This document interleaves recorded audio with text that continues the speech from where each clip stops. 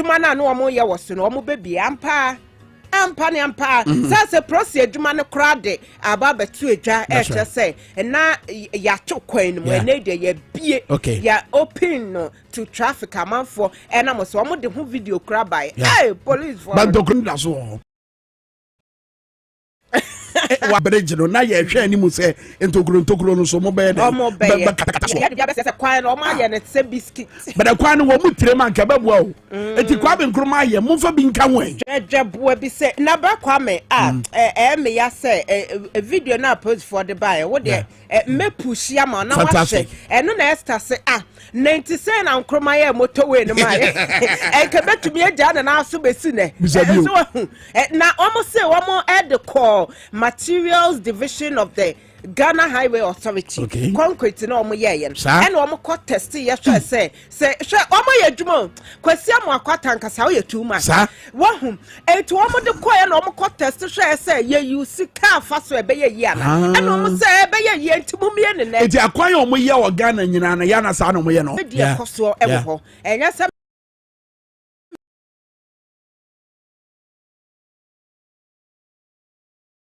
kasama na de wo mutumi edru ho eti ya wo mu wie na wo se ma yanko testing se car fa so ebe ye yi ana na twese ne wo ma bie ene se wo mutumi ayi to ma yo madwuma yanko yanim tokuro na abone no monye ena fezo mumwa na nya kwan foforo bi se ye ka se ye ba be ye motorway a na ye pe alternative route na yetima ye dai afa so wa bra ye motorway no besi na ye ni bibisa ye nya kwan kyekyerebo mfa ma manfo sa ma ahokyere ma biscuit kwan munya isa wose ensueto ena no nso na eto ewukua da no ahokyere bi ye de ba kromo na nya sem keto na chese no da nchempo a wo chese asese kwan bebre bra kwa me kwan bebre ebi ho na yi monka dada nsa na nsuo na eto na eto ye no aye west aba mu enya sem keto eti saka ye se efa sa monka ni mu a na atua fam eti wose baby to say UTC Rollins Park omo breye pam Carnation Mpamprom Dr. Buzia Highway and La Beach Road said na ya dubia pese ka no eteshi kwan na so ni apna kunyina womo breye pam kwan no edikan yi monchimonka na so nsuo ne to ya na san se na ka ho ama sesi a ye na hwenye ye nipa fa so a ye bre we na krata ho ene date ye say 17 cover 17 June 2021 na kohwe so mo publish story we are it we no we fato next year de ne ba fato to ho na hwe se bibia sesa ye e se de ete na anete de mama nsore na mo ntira ho mo nsore yo Ghana for mo nsore arise yo ye be sorry mo nsore ate na mrahye bedom do dan ni e na worker say wose ministries departments agencies bibi efa procurement ho se aban se mi di dwa bi ehye mo nsa no mo hwe se mbe mo ada wo se fine fiko bra kwa menya se obi se ene ade we de ye 100 Ghana ma me fa bi nka 500 Ghana na o man no na eboka sansa wo se wo afia etwa mu no emu 75% ne 77% adema omayi budget no abibia ye de co procurement no enti ya kase mo de bosie di no consumption ya mpo zanu ni enti wa say budget o mine budget no afibia 75% 77% eko procurement mu eba bi asenso wo hu se de eko enti wa say wo sepa say obi amanani ena ho na wo mo emploge sa loopholes na entokro na sa wo ye procurement emum the inquisitor the Obokata redefining objectivity eye nidini and I was say Alan what the oniani akonta health work be yes chebi important copy NDC yeah mo say omo yeah he said the man who say so we yeah be yeah na yeah emfa Alan ka economic management team ni mo eti wa bra Alan health work no na mo hwe bubotom ai eti omo na mo no mo say bye bye abo say Alan dokuru ni bo no confirm o yes dokuru bo kosoro wo drop e man tem de na ejai Alan aji baby a what ya say Alan Alan no Alan and I said and Alan cried and say papa no was in it. We are not being fair. Woman na wa be etika won te se ba omia ka by now wa ba bonten abetwa ban nanim wo no ma wo ye ho but won ti bintwi nanim no e che se wo foa so wo foa PDS so wo foa eye eka beberebe ya ye dia be so ya so yi wo foa japa so eti won kasa ne nkwa e che se wo foa so ala wasumu kasa wate se wo kwa enche wo be resign eti kasa Ebakwa me nof tom ra shebedwani anya bo ku de tabla kwa papa asase mu bi okabio every nkana amanfo ni say foreign affairs ministry or one there na say hono mo nsem we are not in normal times nana we are not in normal times eti bibia okabi o say national cathedral o say abaye woni anusuade ho wodwidwi ajade for bongro eguye obi eyenso a ntokro ne yesisisi wo ho bra kwa me wotwam wo ho ya behosem ntokro ne ya bone wo ho sa abonsa cathedral amanfo campus ye dream wasinti womu asa ensase ne ye omode ana se na edan ne ye omode a yedrigu ye no ehu hia se ye compensate wo ma the bokata edi mu ama ne baba the chronicle the bokata the true independent na bodi ma shebedwom atiame hene wo say so afa wo chese kasa ne ntoto ye se wo mu se wo ye man paninua nanso ye de mra na ye dwa wo ye bema e ma mebu akonta na ka kire me se me de bibi foforo fi ministry wa ba parliament monyentum na ele nka wo bete wo dwe mo fire wo se wo bete wo dwe and o se fa sam we sign ba bia nsuo nka ese se wa mebu akonta e wo covid sika no ho a e na wo boy ye se ma me na wo mudi ka tete yes wa tete ne se tofe de he kra wo kra se sika se fatam she's entitled to Sasa that be no okay back kwa me approach for me ense bi there be also approach for ache soldier for me ense bi say wo mo do mo ho akɔhye robbery emu na we so IDP bebo ma baso ana ye bisa the inquisitor the Bokata redefining of the activity na okay say no mpo de ye dikai de abramo back kwa me GJ elections yankopon ya domo 24th June hey na dru so DJ we make or break Obiase Gerhard Mensa na eko na Albert John Force opportunity as a president also a president Gerhard fans no mo de was so Gerhard Mensa what I say good money and no pay na Albert John Force say or welfare policy be the ma central fonti ye hwe said e ebeko Ghana for hwemo GJ is a dreadful na pay ye bia nko so say members say wo mu dada so ho na ba dues nsem bi ba yenti no almost say abatwe omo ebetumi atu bi ne yakate de asi 2020 eti se watua wudi so set say you wo no won to be wo de ka omo a eba foforo ne de ho chasa asemo wo dwe ho a won ti ase so ho eti yebu afu and eba for mo let my vote count yebu afu na so ne akoye de na say wo de because elections no nka ya to dada be ye mfie mienu ntemu eti no ne ye ka no say wo de ne mo be bia monye monto aba no monye president ho na yankoye nim GJ ntumi mfa no ntuma pa emfa bra kwa me ye balance ho ye de apem ha yo etena over Gerhard Mensa mechawa no pay na no pay back kwa me medisi dia me mama anti bi mama one tetegu mechawa so na chairman Steven for surgery good morning me so me da say nana ima say what the Bokata Munsa bra ye friend no efoni kase wo power 97.9 and a TVXY say Dwabo Ase jubedi iso so like natural clinics in Ganjo say yeah arthritis kuna mututuo yeah unompe kura bedem eto wa wote dwi na mu ya yesa wadonku joint pains sakoye prostate enlargement and as a prostate wonsem infections and cancer diabetes srade na doso ntiamo aye kese ubi bi o wa na ekosoro utie radio bo se ubi bi no kosoro mesra wo so like natural clinics e branding chai ye won fidie ye wa doctor for mapa anase fo ahofefo animdefo omo baba bua ma hwa kama adwuma wo ye adwumaden makes you feel so high. Every Friday say corner Solak yen twetwe ye massage. Your hormones analyzer. You ba analyze your hormones no. And can have Solak Natural Clinic Kokomlemle Royal Castle Kwana so omo ben Harvard Senior High School. Kumasi the Solak Natural Clinic or Kentin Chrono. On the Shell filling station no dey any mo hwe. Busia e dia tre medjuma yimu. Kai kra mabre me ye busia ato taxi fufu. Suhum Rural Bank.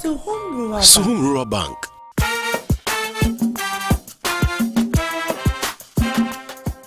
Yemamwa kwa baba Suhum Rural Bank. Ye won hye ahodo bi te se gadifo abosia, ekoko abosia, susu account. And it does all hot savings account. Me bada chain savings account. And the keka ho. Suhum Rural Bank was 03422919896. Na won so we to miaka say. Suhum Rural Bank. Ama ene mayeka una. Suhum Rural Bank. Enti me pa minie.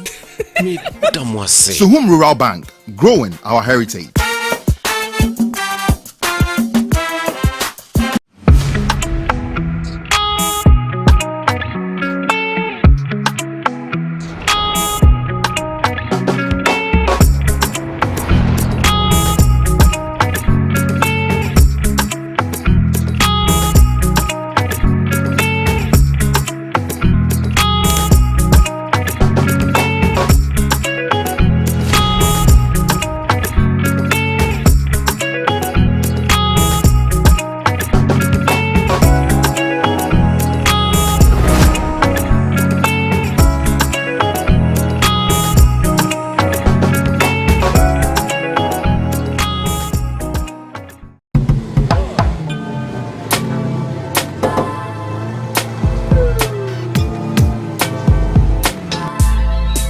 Welcome to Auto Check Vehicle Diagnostic and Licensing Center.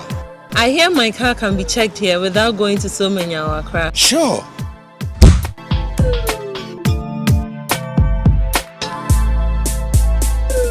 Check, auto checks. Check, auto checks. Check. Emission, check. Check, auto checks. Alignment, check. Auto checks. Check, auto checks. Brakes, check. Visit Auto Checks at Koforodia Aquadum Road for the roadworthiness of your vehicle, from saloon cars to heavy-duty industrial vehicles. Madam, your car is now ready for the road. Thank you so much. Auto checks. Auto. Adone ahwe ye ho ye. Hwede ya hwe hu ye. Aka ni aka. Amanfo gu eye auto dock car shop. Omu tie ye. Obo say parliament nsem no. But not just that. One na wo ho. And what do any hunu here? And there was so tea. Apart from clip ya boy ye tea say speaker edwa lie. When say come twetwe bi ye den e ko so wo ho. Asam no say free soro. Na fa brand nche mu ne hwa de. Kwa me das. So we beka ya emra covid nsem bai. Emra bi jafo no. Omutimu ntiri wo kwan ya fa so a yesu sika no. Enti hunu say ma sika na mu de. Sky nyina say ye GB free World Bank my MIB. That's right. Near 400 and something. And okra minister be say 160. Am later na amba World Bank give be say unye say scan no de maye. Ye ko yi be free heritage fund Ghana sika enam oil anya na de ate won ye ko yi be free. Ana finance minister san ka say ye maniska Ghana san maniska wo hiska ama so msa ama Bank of Ghana e man 10 billion Ghana cedis e de ka ho. Enti wo mu fi say okay, COVID na ye say free swate any identity yenhwe e car ye boy any say dey use scan no se mfaso abaso ana say car battery ana say bibi wono e betima ye afa wan say dachi bi se bibi atoriyentem bitu ye hu kwan ye befaso and ye say Ghana for say yentwetwe sika kran so famwa e ma the former chief justice ana COVID-19 fund yes I don't know yeah it we nyina echi no emu anu yie na ama emma mrahye bejafo twen osofo hwe apomden so eba mrahye bejom obde ko ayima no ko yi na no ka say ekwan a even of fast or the contract ma nkofo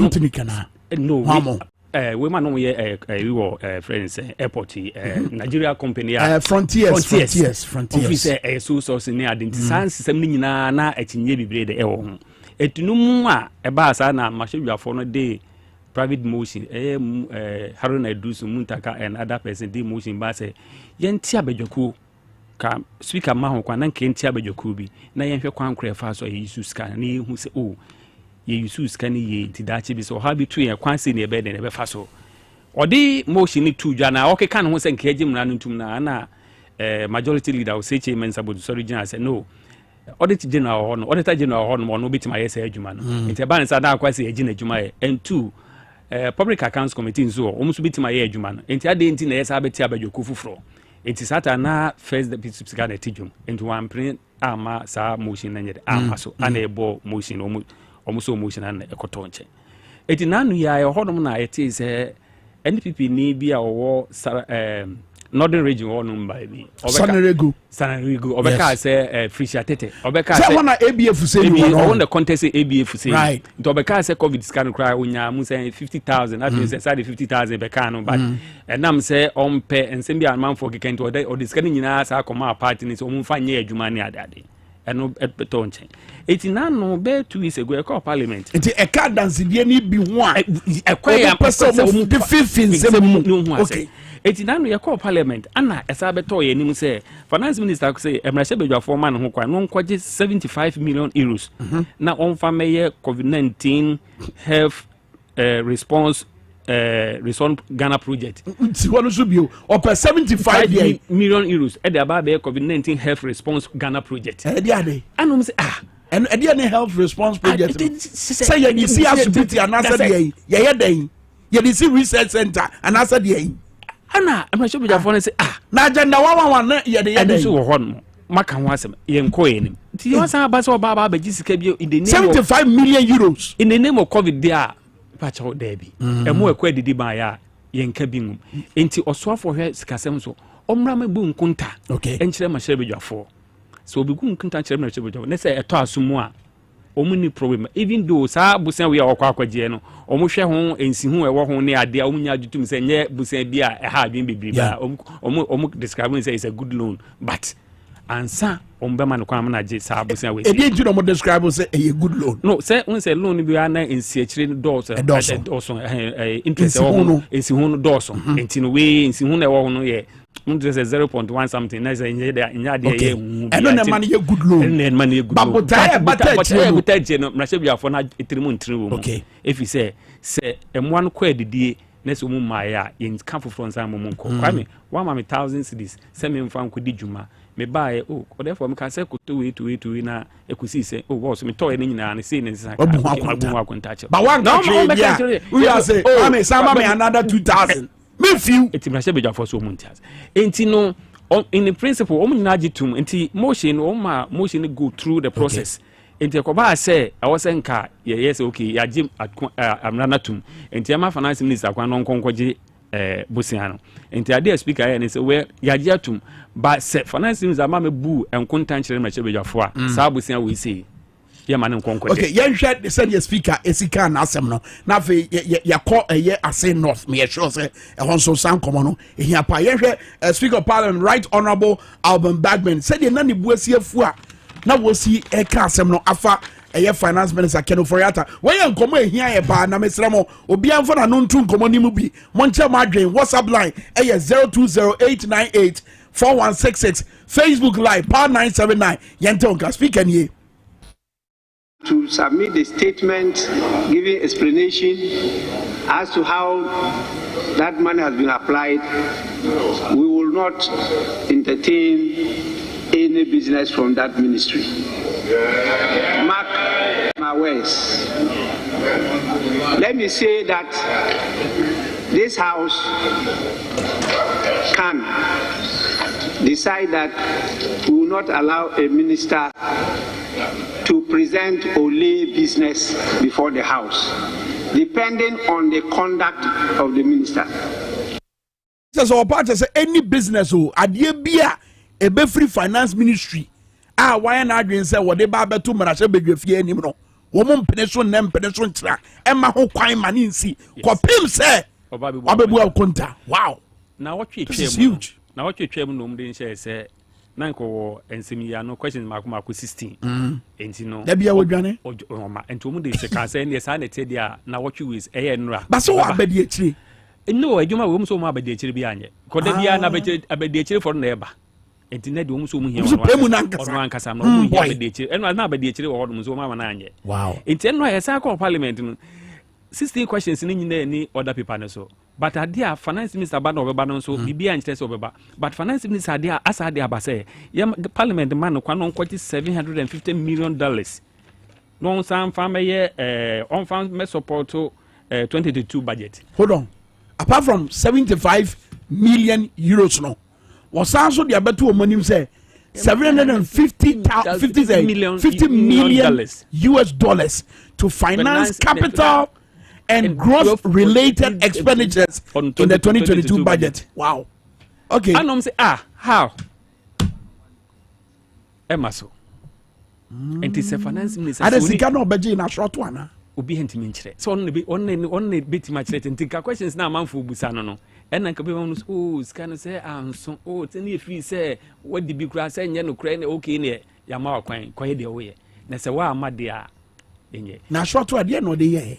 And so be do man and could and until and come friends or you yes ye okroma ye o man Ghana fo nyina kwa me dey no am ma ye say any dey to no smacks near there sanitizer near the my paper answer and Friday it sana na kwa kwesi say speaker say remember shamabufuo na e free na eko say finance minister ma MME sansem busana no Parliament, any Ministry of Finance, and yet can offer Ministry of Finance, any Jumedi BAD until say Obeba. Okay, quick one on Ase North MP, no, yes, and then Komotri be as a back and forth be coso on Ase North MP, no, Nijina ye, but mientie, a clip now ready, speaker response to Ase North MP status, no, yentie eno, na fe yemra ni Komotel, Shadiwi.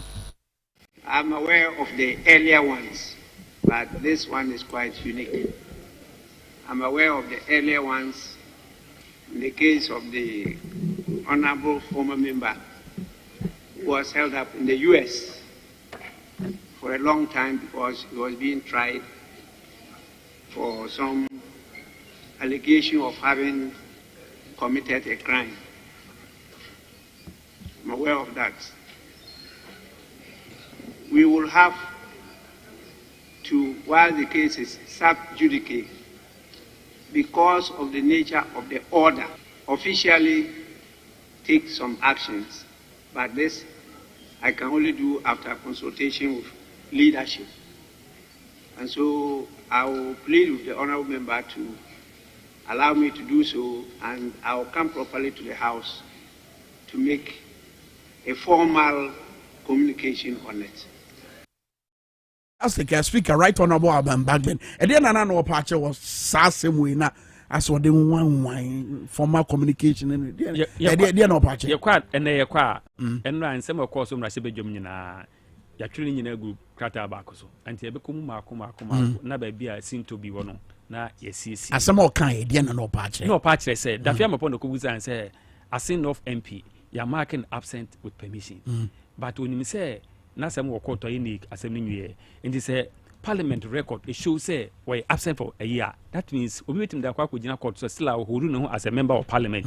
And in one tear say, Sani din that's who people in say obi Obama show be jom de baba nipa no so ma hono enti o chere o ma o busa speaker say yenye assembly day okay and the speaker ka say okay what here say of say that e be see eno de na honorable Erica Mwate assembly no make reference to but eno de na onim but we na be assembly fufura e be see da enti obesre da fia mapo say o ma ne kwan na woni leadership empenifo afenu ne mienu nyina nkosia to mu si gina ya ono speaker no obeba na oba beka asem ayeden do obeso kan obeka fa ho but the earlier odi kaka say ono this Supreme Court in sense na ono even though say onyin tumu there but so oni empenifo ni shia odi nanu mu aye baba tuja ma obi ehun say the ascent of MP asem no obeka fa very well yeah this year Moses ewo is it publishing printing room ewo Ghana Mashebe fie would hear then was a chair or therefore mama also onim so anu atesa o but as therefore say what the Mashebe fie nkomo abere ye if you ada bia ye be wurawuram say speaker Yedi wachi. Yeta wachi dia obeye bia ye hwe. Speaker name na se bedwafo nyina monoma mu ye nyina ye ne de akire. Ye be ma Ghana fo ate. Na Ghana fo so wa bra mu tie no so na mu tu ho na mo. Bubusa de na be. The Constitution of the Republic of Ghana, first chapter. It's a 2 meaning in every more. And you pagya dia momo, so much your mind so. Obianyo hine wa Ghana ha. Obianyo hima wa Ghana ha. Omu nyina ya somfo. Ya form adwuma so mesom ye. Yes. Ya servants. Glorified servants. It will for Ghana sika ye bebusa. Sika no de kwaye den. Sika na wo de kwaye na de na de ye be fa betra ye. Ye na 2 meaning say ensem. When to be a mua contact, Gahoshi and Chanswa, a better no swan, ya be Pamo. They said they want to be Pamo house girl, no. My health alert clinic said Brabra changes here. Prostate issues. Also, Honsem. When Nasa show when someone should show. Crown grow when I'm a yao. Tells I want your white and this is a beer now when I'm your ya. Branian Fidian treaty what it. Branian Massajo. One when is blue candidates as white. What do you mean, Nanajo? What do you mean, area? The one video a doctor for my part. You had the gun and runner, a baby no nan, you had treat you, a baby no, and one you had treat you. You call about our health alert clinic. I mean, you have free Jada Cosifiada and upon non so Cosi, a real number no noom. Memen that you free non so and upon non so Cosi, a real nomi and Zach. I say no more. A shaman, how many queens will turn a dear anymore? I want by municipal assembly, how many Amanak real estate, and I want down Cronimum, and I feel so Medina, dear Medina Post Office. Your first Atlantic Bank in Chihuahua Health Alert Clinic, Assembly Making. Kaswa, dear Christmas City Junction of Bolo Estate. Your Ben Concord Filling Station. And I say, your Concord Filling Station, Echi. Ubeti wa friend Health Alert Clinic 0242 518893 and 0242 518865.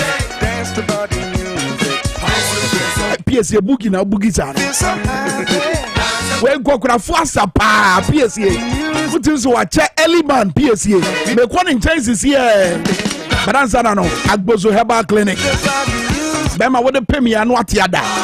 Oti de me kana se nkora ni TNT. What the pay me and what the other no ahodo. Fako Agbozo Herbal Clinic. Opesati akwada su wo fie ho a Tumrika Agbozo Herbal Clinic. Dr. Agbozo ni na pamfo. O my krado. Empaso nkomo yade nyina STDs gonorrhea ne ho nkro ne ba. Eka mema ne man nyina fako Agbozo Herbal Clinic. Omo kwahye ma no mo ben ahemfie ho from 0241 750282 and 0557402696. Temadier Community 25 Savannah Junction. I'm in a Deaf Track State and a DNA share. I'm going to my branch from 055 74022696. Agbozo makes you feel so but answer the PSA Bebano Dr. De Solak. Doc, now don't come on now to say. So, Mr. Speaker, if you go to the business statement for this week, page 5, that's Thursday, 16 June 2022, the Minister of Finance is to appear before the House and answer 16 questions. Mr. Speaker, beside that, subject to Order 72, is also to make a statement to this House explaining how the COVID resources, which we approved for him, had been spent. We all adopted it. Therefore, everybody who is watching our business in this House know very well that today the Honorable Minister for Finance, Honorable Ken Ofori-Atta, will be appearing before the Parliament of Ghana to answer to the Ghanaian people how much money he received in the name of COVID and how those monies were spent. Mr. Speaker, the Ghanaian people are expectantly glued to their TVs and radios. The press call came very early this morning, and they were expecting that we'll be sitting at 10. So they were asking, is the Minister for Finance coming? I said, I'm a leader, but I'm not aware. But all I know is that the business statement says so. So we are all expecting him. Mr. Speaker, We are here. If you take the other paper for today, it's different from what was approved by the business committee on the business statement. And Mr. Speaker, if we allow business to go that way, you sit in the chair and give directive. Number 3 personality of this country. You give a directive to a minister of finance to appear before the House and explain to the good people of Ghana how Parliament is exercising its oversight responsibility. Mr. Speaker, I think any minister of state should take this directive or this call very seriously. So, Mr. Speaker, I want an explanation from the leader of government business. When COVID came, Mr. Speaker, we were in our constituencies. You gave us 1 day to come to this house and approve $1 billion under certificate of agency. We did. So we, after approving all those monies and a certificate of agency for you, we have given you 3 weeks. Mr. Speaker, you gave that directive last 3 weeks. He was supposed to come last week. He didn't come. We programmed him for this week. Today too, Mr. Speaker, the questions have disappeared from the other paper. And the Minister of State responsible for finance is not in the chamber. The Parliament of Ghana cannot be given excuses. Mr. Speaker, and if you take the other paper for today, the Minister of State is not just only absent from Parliament. On the other paper, you've taken his questions out, and he's seeking this house to give approval, lay a paper of $1 billion. There is a saying in Akan, Mr. Speaker, if you are not able to account for what has been given to you, we don't add other. We are not progressing with any financial motion until the exchequer, the one who government has given the responsibility, take responsibility of the finances of this country, appear to render these accounts on behalf of government. We've given you the space to come and account. If you can account. Thank you, Mr. Speaker. The day the finance minister was billed to appear, I think it came up to a certain Friday. And that very Friday, we did not sit. The House decided not to sit on that very Friday. And so we all need to apprise our minds with these facts. So beyond that, there have been some outstanding concerns. And here I'm not talking about welfare issues. There have been quasi-statutory and statutory payments that all of us were mandated, in leadership, particularly with the PEPs, were mandated to follow through to ensure payment. So we did that. I'm happy to announce that some substantial payments have been made in respect of common fund. Some payments have been made.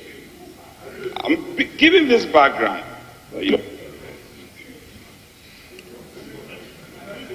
So all these come in as a concern. Speaker, on the program for the minister to appear before the House, yes, the business committee programmed him accordingly. And then we had a communication from the minister appealing to us that we should reschedule his appearance. So I'm aware that the minister currently has also related through the majority leader to your good self that we should reprogram his appearance today to next week, Wednesday. And colleagues, the greatest of respect, this is not the first time. It is not the first time a minister with respect calling for reprogramming of his appearance. It's not the first time. So let's not raise the temperature unnecessarily. He has communicated through the majority leader to the speaker that on Wednesday, he's going to kill 2 birds with a stone. He's going to answer all the questions, and then he's also going to make the statement. So let's exercise some restraint. A statement related to your call on the COVID expenditure. That's what he's going to do. So I want to appeal to my colleague. Let's exercise restraint and give him the benefit of the doubt. On Wednesday, I can assure you, the minister will be in the House and he will do the needful. He will present both the statement and then he will speak to the question. So I think this should, with respect my colleagues, and I'm appealing to you, with respect, this should bring a finality to this matter. And then we give him the benefit of the doubt. On Wednesday, he will appear before us and do the needful. So I'm grateful. We are elected, and we respect the elective principle behind us, that we have the mandate and trust of the people who have sent us to represent them here. And we are demanding those accountability in the interest of the Ghanaian people and donors, that he comes to account for 19.7 billion COVID money he received. I am reluctant to say that Mr. Speaker, this House should stand down all matters related to the Ministry of Finance until he comes in person here to be able to do business with us. He can be showing his muscle and waxing it somewhere and some corridor somewhere, but not here. So I think that we should stay off action of matters related to the Minister for Finance, and we demand that he comes in person, not through a deputy minister or a minister of state. And then when you have this communication, you share as you have done, Mr. Speaker. So we, Honorable Ken Ofori-Atta, we want you to come and appear before Parliament and come and answer COVID expenditure questions and members of Parliament questions in the interest of oversight and accountability in the name of the Republic of Ghana. Thank you, Mr. Speaker. Speaker, I agree that Parliament must insist on its oversight responsibility. And so if anybody raises an issue about the minister having to come before this House to account for the expenditures, that can only be right. That is the business of Parliament. Mr. Speaker, just to state that the minister responsible for finance is not running away from accountability. Let nobody rush to that conclusion. Yesterday at the Parliamentary Service Board meeting, we were to relate to the minister for some additional information and further conversation on some issues, some other issues. So, Mr. Speaker, after we adjourned, I contacted him, and indeed he came to my office around 9 o'clock in the night. We left here after 10:30 in the night. Speaker, following from that, I related to you this morning what discussions that are going on between the Minister of Finance and myself, and what he had also pleaded that we did for him this morning in respect of the questions that have been filed. The Speaker, it was whilst we were in the office that he got to hear that responses to those questions had been dumped in his house. He wasn't even aware that they are faced with the responses. And then he said to me that he needed to go and read and then maybe do some other consultations after he had read, just so that it will be in sync with the responses that other people had given. The minister himself spoke to me why he's not available today. But before today, I had given a directive, and that directive was to the effect that the minister should appear before this House to account for money that we approved for him to use to lead the country, as his ministry, for us to see how we could respond to the COVID-19 pandemic. A lot of questions have been raised in respect of that, so he should come to account to the good people of how that state resources has been applied by his ministry to the benefit of the people. And I did indicate that until that is done, a motion that requested the approval of this House for more money to be given him, that is his ministry, not him in person, for the purpose of COVID-19, be on the hold until he answers the questions, he responds to. I think that still holds. And I'll go further to say that until the answer is provided, until he goes through the accountability process, we will not take that motion. Check. Auto checks.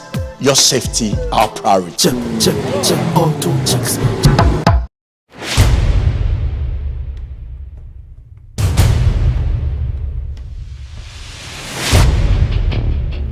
The average human body mass should have at least 60% water for optimal performance in any physical or mental exercise. We can help you maintain it naturally.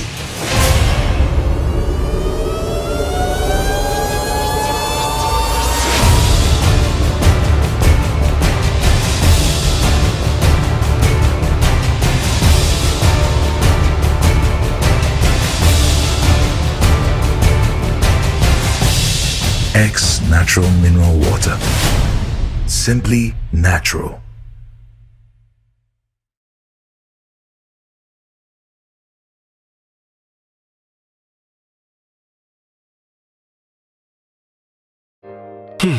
Ifo kra na menyisika. Edia ye mefui.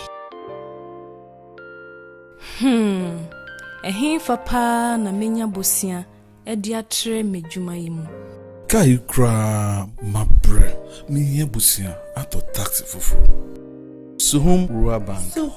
Suhum Rural Bank.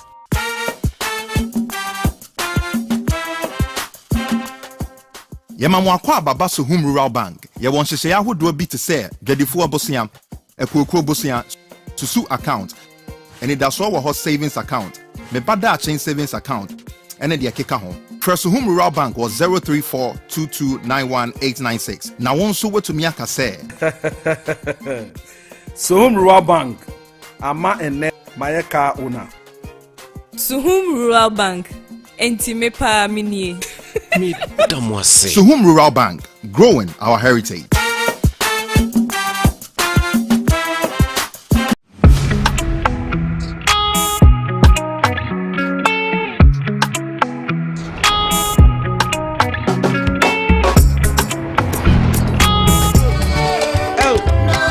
But 21st clinic was a woman a sciatica expert.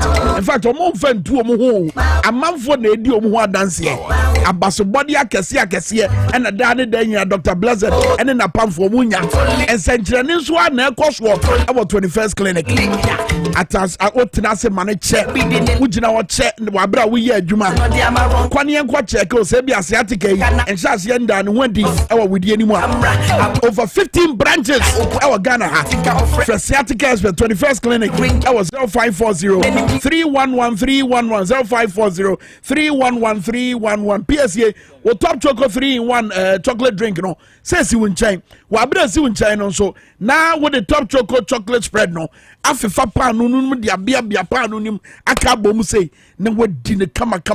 E anopedia nia obi adia wonya hoden na adwene ni mutimi yedai eda ho kama. Ye ohia ni so hye e top chocolate 3-in-1 at phone fresh 0551 033033 top chocolate PSA it's chocolatey avey ye hwe bottom man ye hwe full gauge PSA was full gauge na edai Kwabe first one I say oya bema na utwika eya ntanhwe full gauge but they say the utwika anhwe abahwe full gauge na ma obete Saunam traffic ma beti ane pai wo de akobo obi to because uhwefu gauge na hwe ade we ebetumi di madru fia na say that is the reality e wo Ghana ha enya atama esre but obetumi aka de ayasre sem because time afu of chance e course no kan na obi asi Ghana de sa de bi aban bi aba otufu mu de bi aban bi otufu mu but aban we buy a fuel awatum no it over everybody it over us because say wo hwe budget awonom ye na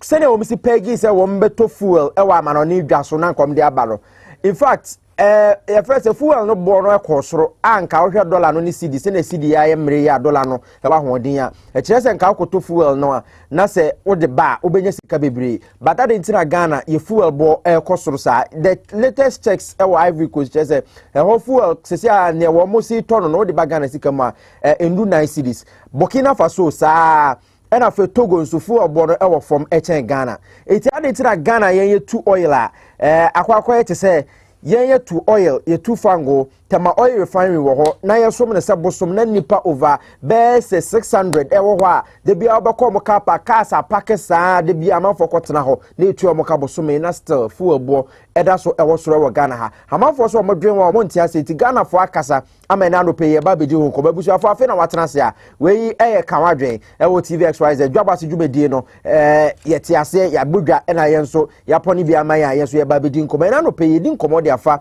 send fuel prices no ETSCA na fuel price no so hwa says anope total diesel nam 30 cedi 50 pesos and na fe petrol no so eno so atra 10 eno so eko adenti NSA drusa e dey issues e na abanti ama fuel price de kosoro amanfo a wo munim de ewo bibi eye nkuntabu ho nsensem kiremu say cedi na ho de aba fom ntia na cedi na ho de aba fom no aban so koto petrol na wo de ba oton a wonya sika bebre adenti na esla eda so ewo ho a aban entua esla sa sika nentia aban eje sa esla ewo jomama abreso no sese sa sika kanini hobium adenti na aban da so je esla enas fe eye special petroleum levy eno so adenti na yeda so tua abra Ghana yakwa ahokyire mu ahokyire yekomi aban te ya na but hwade we Ghana transport owners echire mo say sene dem asi ko no say fu abo eba forma na no de aba betu say inflation cost about 26% as see enche ebetuma akwa kodu 29 na say in fact some professors of economics atna amanone calculate we say Ghana inflation no ebi ne number 30 ni ade but ye de na nyanduru ho me sure say bosumi nko na wie ye na yenwura July mu na nko na wie ye no obehwe na akwa kodu 30 Gentra akwakodru sa ne se fuel bo na ayedin enti no se wokofa obo de free fom ba na yatum amanfo kofa ne ma ba na yatum enei mewo Alhaji Tanko Muhammad wono national president edema Ghana National Association of Cargo Drivers o ha sei amene ne ba bedin komo wo sei nyankopon ya adoma petrol no wono betum Mede the PSO ekra reporter boys prefect chief tankers honorable without constituency name aba me baba me honorable duties because as a Ghana phone yakamaphobia mrashe bedwe fi ho de nsem na ekoso ko san hodo a yabisa ma finance minister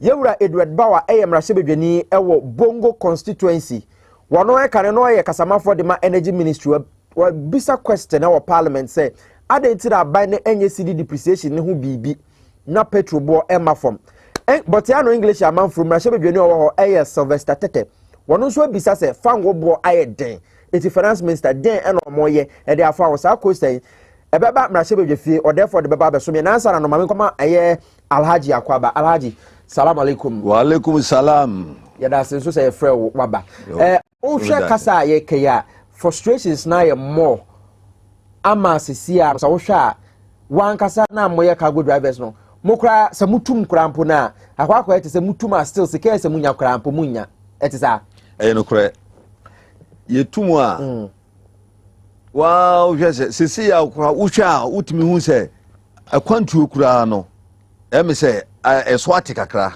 me se nka first na acha ya minu nka mekokuma se na se beza bosumi minu ni mekokuma se adinti na wuntimi nko alaji se ubakwa ba no na ubotom utumu se ho blidi anya sebkita because fuel me bank ran foforo ana me yedwuma wa XYZ na free kumase bank na VIPG 30 cedis and a quarter 35 of days say the boom and am sister ni ade say be 80 VIP who call 80 wow yes and they say sa who call ba say ukuta nearly 200 because we for taxi I would be call and we see we be for taxi oboku fie and this Saudi says kay ebomu a na just over 200 kura eko so and 200 is enough from so buy ya na 200 in there be na ya bisa ho there be ameka me say akatua ye de tua no month bia ye week no 4 it weekend near 8 8 free mo ebeka be say either 22 or 23 depending on month ko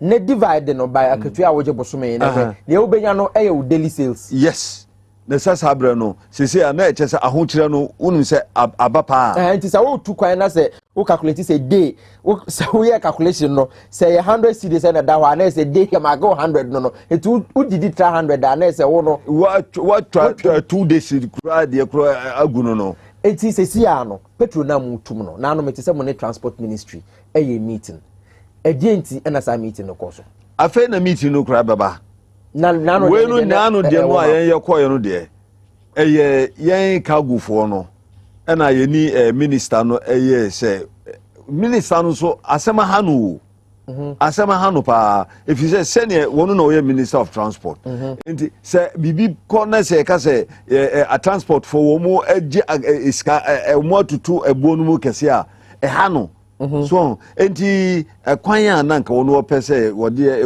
obusa senior ye beye den ne timi atete ebuo no so kakra ama wo mu a edi duane no ba no na wo mu so atimi di aduane no aba sene amanfo nso kodwomu a wo mbenya aduane no ebuo no akofom kakra ama won so asama wo ma ye ne no kohia ye no no na mom ni nyina no ye se ye nkotete adurumra ene ahahai eno ane se bibia baba bia no ejina petrol no so okay diesel no ekofom a anka bibia ebekofom se kan no na nya sanete na nya sanete se ne ade ashutu akosuru saa no na nka kan nya sanete na mo se no enam se emre bia no within 1 month ye betumi atum ebe 2 weeks ye betum na yenso be ne dey eja alaji se sia na akwakoduru babia akwakoduru yi ye se twunduru ho a ye mpam ne danta ba we de etuna duru ho nti ne danta no ye pam ne sen ya ye be pam ye hwe se ne sitie no a ne apam de ene ne ebe fiti no eti na se sia no mo san ba be page asenti adue nu mana na wa wo hwe ye na diesel no ne petrol no ekosoro no yen den alaje dwuman wa ya che be se mfie be se ni me free me nkoda brem de me ka adwuma me gi license kura 60 years ni o gi license 60 years wow yes dwuma wa ya che start to ma ya che papa start to kadam papa sha ma ya che ma ka taxi ma ka trotro ansa na ma koka cargo car ya ma twen aduane edi free nkro bebre di ba Accra me twen from Tekima to Accra from Tekima to Koforidua from Tamale to Kumasi from Accra ha me fa boxes edugumu ko na vrongo ko fa tomatoes e de ba Accra me ko bolga ko fa tomatoes me ko boko ko fa tomatoes ya me de ba Accra ha ansa na koko nso ma tubi ma twen abinchi koko no ase no ewo nkurase no ni nyina na nka yekoto company bi o friend Resiga yekotwe koko no nyina e de brewon so djuma wa ya che ma ya djuma those days are Ghana na ye wa ho kirem ti say 83 kom ne baaye no time na ho kire ne mabo aye den ti say 79 mo 78 mo na esa ho kire aba no na petrol no na yetum gidigidi sei dabi yentum saa eba se emre bi kura no emise na petrol no emise aban wontimi nye sika enkra petrol no man but coupon ena edimae yedima obia se wukoto petrol ena ochina na wonsumu akoto so yemaye coupon nti na eche se obia wotama wode koto ne petrol so wukwa ewo gallon dudu a se yedima so eno isabre no nyina atwom tema minka se 81 to 82 time revolutionary time no kura no petrol diesel ebeye de kura no miko bolga ekofa tomatoes but me ba metiminya diesel ya me de beko mesaba but se Ghana to oil ama se petrol yi ebi wo ho but se ekame akwa ete se dapen dia ye tu petrol mu acha ye 2 weeks ye betu petrol mu ena se adwuni baba ende ye se next pricing window ne den ya kabrofo no hwanya na ya san kwa kotum ade ntina mu ne aban hia mon kan che ne se adwuma yi se akra manfo nkra ne ma te se ne first na wo mo kra ne ma no na mo kwa mo se aban no so ho akire ni nti wo so otuma mo so betum die mu ena solution asema obusa me we ya ka kire aban o say ya ka kire aban say even taxes no a ewo petrol no so no kura no December no a oti say ya ka say ya ko strike no say enam sa taxes no ya say one yi taxes no bi emfiri so ena anyeye so aban no ankasanka nim nientia ya eche say ye sa ebo no ekosoro enye ye nea ade no yetu free yeto edi free bibi baby ene ebeduru ye nchen se yesu yesom na se yesu yeto kakra de ma amanfo a na amanfo de wo mu kasa se ade na boy de amanfo de be kasa because wo mu nim se amanfo no ye private drivers aban ne yenye meeting mo amoye GPLT for Cargo Drivers Association pro to ane mo na aban ne mo ye meeting na ka se fango boy ye din ti ye tum eti se ka se ye tum na wo mo nka nkira aban ne se aban mu tum a ye nso ye betu ye de mobile enye se ni tum no ne hia ye na ye tum amanfo mfro ye ka because se amomo twika na hu se ye tu petrol mo na mo tum de enuma mo pase nyesa mo nya no mo bre nokra na ye nokra eye nokra njade ntira mo pena ma aban na tie PSA se no wa wo hwa ye nije ye ma ye nije se ye betu ebuomu ana ye hunu nipa no mabo amanfo a wo mu efruka no ye nim se hiafo wo mu obi wo ho ani sika obenya no wo ka se odi ko fruka akoba bia wonya chop money kura da no anopa odi be ye breakfast o so enti obi betimi di ni sika no kura akoto do kuno adi na wonu nsuo na wo anante akọ nka kane nso anka obetimi anye bi atodokun no wanye bi nso Afrika enti yesu adwuna amanfo hu paawo ma obi antena nchen mo nka se ebia kaafo de wo mo sori a na eche se tumu ana wo mu tumu ana wo mu tumu debi yen pene saa samemu woka ana se mo ka ya eye adwuma edi mamia na mabusu afonso wo mo ka so na debi wo mu nibi wo mbe kwa kofro obi ka na dia ye ji wo mu sika na eyamde mempe nti say adabe na money abai besan akwakoye meeting bi because petrol en ro ya wonu matum next week senyame ya adomu a de na ya agenda no ye de ye betrokrata ye se ne ye tena se ye hihye bibia se ne ye hihye bibia wonim se ye tu mu 20% no anche papa bia but ne yenim se ebia ade no stable for one place ebe gina kakra enso ade no amasa inti bebia akwakoduro no ne ebe bia no yeso next week ye betena ase ye coalition for the transport owners transport operators okay ye betena ase ye no GPR tumi nyina e ka ho okay say special petroleum tax, sanitation and pollution levy and energy sector levy so taxes me ensa we okay kaboma okay kakobe 60 pesos say aban to so free so say ya there's a petrol no betumi aba form kakra aban and a minority for chire say yenyi sa taxes ni mfam free so the last time mo demonstration e ma buy bo pitri sorry because na economic activities nyina na e form aban e frame ne mo kasaye eti adentina sa break sa aban demonstration no na say strike no not ya sa adentina munye bi na aban no mo mfa sa taxes we nkogina no so ene covid hwan na da so no say omunyi sa na mani free so na Ghana for hu hian omo okay ye call demonstration no ya ye ka senka ye call strike omu free ye no animonimu hwa wo mu ma ade gwel ete so be 15 pesos edemaye okay ama omu ma promise say edi free sabre no eko ebronya no awie ye no ade no ebo no ebeba fom bio enti yegitu mu ensu ye hwe ya amanu sa na kwa na ekoso but eda no asema omu ka kire nse sa emra no nya omu na hihye enye aban we enye onu na emise onu so obetoe na mmom ya onu so odibi ka ho so ho ebi a obeto ade se ye 1 peso a ena uso ba na udi 2 pesos ana 3 pesos ka ho a se uso udi bi aka ho ena e ka se sadie no anka omu nyimfiri ho enso wo mu antie nti demonstration no possible and any possible demonstration no there say